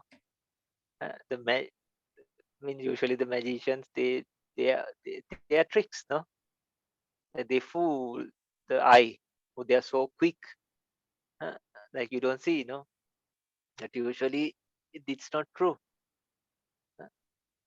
So likewise, vinyaniya mayakara, like, so when we understand, in a way, we'll feel like, oh, I was fooled all this time. We might feel annoyed with ourselves or even external things. But later, when the wisdom is, that's why in Sotapan, and you go beyond more and more the realization, no, understanding. In Dhammachakka Sutta, it says, no, Chakung Udapati, Jnanang Udapati, Panya Udapati, Vijja Udapati, Alok Udapati, the eyes that were not there present before. no? So then, never to be fooled again. Мгм. Есть такая сутта, Sorry. там упоминается такая, значит, аналогия, что был некий слепой человек, который очень хотел а, заполучить чистейшую ткань белую, и он попросил другого человека, которому доверял, чтобы тот ему достал чистейшую белую ткань, и тот человек оказался мошенником, он ему подсунул какую-то грязную тряпку и взял деньги с него. А, И другие люди, которые были сострадательны к тому слепому человеку, они повели его к врачу, врач его излечил, и тот человек первым делом посмотрел на эту тряпку, увидел, что она грязная и совсем не белая, и разозлился на того, кто ему ее подсунул. И мы схожим образом носимся в нашей жизни с, со своим «я», как с писаной торбой. Мы считаем, что вот это я, это мое, там и так далее, что у меня вот самое лучшее там учение, секта, там, самая лучшая сторона или еще что-то. Вот. А в ходе практики мы, как тот слепой человек, прозреваем, и первое, что мы видим, что ничего из этого нет, и что все это не имеет никакого значения. И мы понимаем, что тот, значит, мошенник, который нас все время дурил, это наш собственный ум. И недаром Будда называл ум фокусником, да, который вот иллюзии перед нами все время выставляет, рисует мир перед нами. Вот. И таким образом мы понимаем, что суть этого мира — это анатта. Мы думали, что там есть душа какая-то, что там перерождение или еще что-то, но на самом деле анатта. И это просто видение предельной реальности. Мгм. Мгм. Okay. So, we are done for today. Uh-huh.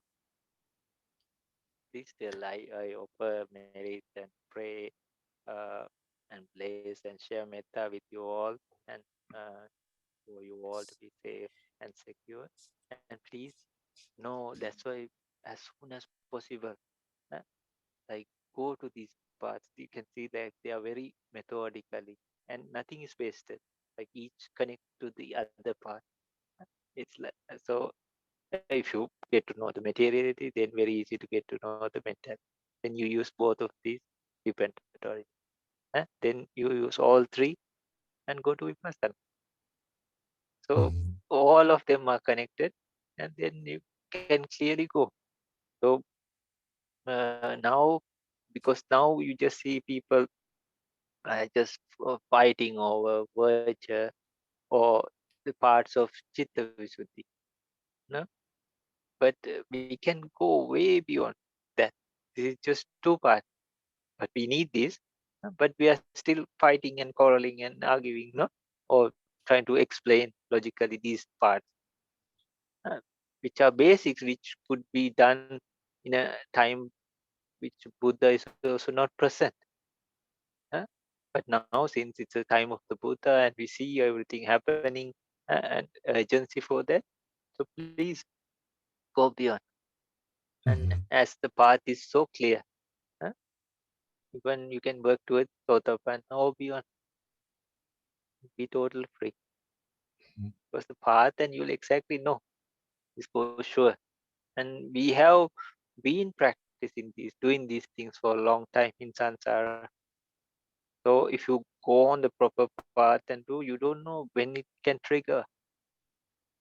So maybe just because you're not trying or doing, practicing it accordingly, huh? So that could be the just the reason that is holding you back. Soon as so say a box of matches, no? Okay, the box of there, but if you don't strike it properly, it doesn't light, no? So likewise, no, the matches could be there, the rough edge could be there, no, the matches could be good, everything. But just because you don't take them and hit them together, right?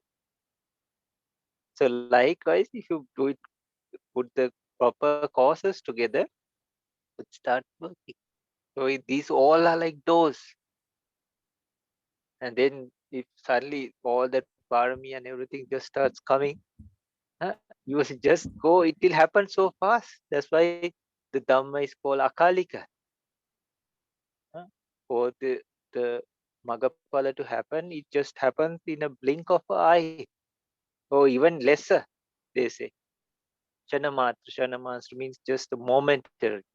Maggachitta Palachitta. But it goes along that path so fast.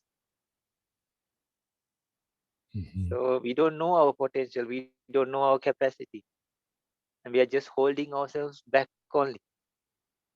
So if you just put the proper causes together, you don't know, because we don't know how much parami we have. Okay, if you do dependent origination, then you can see which body you are going to.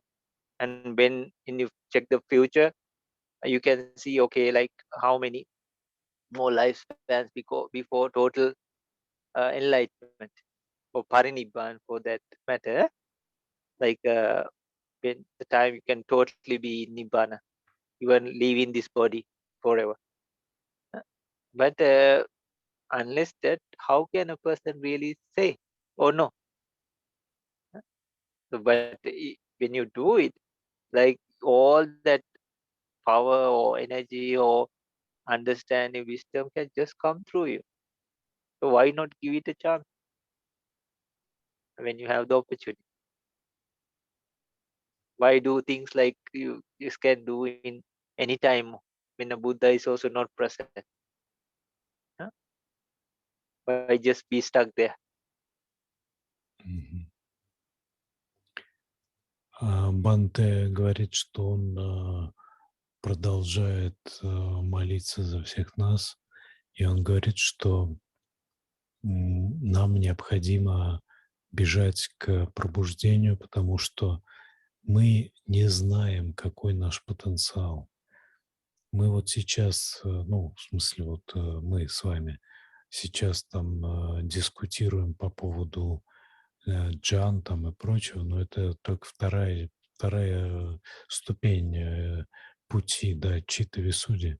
Это вообще как бы еще не учение Будды как таковое, то есть это все было еще до Будды, и мы этим занимались в наших жизнях много раз уже. То есть это тоже все не новое для нас. Вот, надо идти дальше. Только так мы пройдем. И кто знает, может быть, у нас карма такая, что остался вообще буквально один шаг.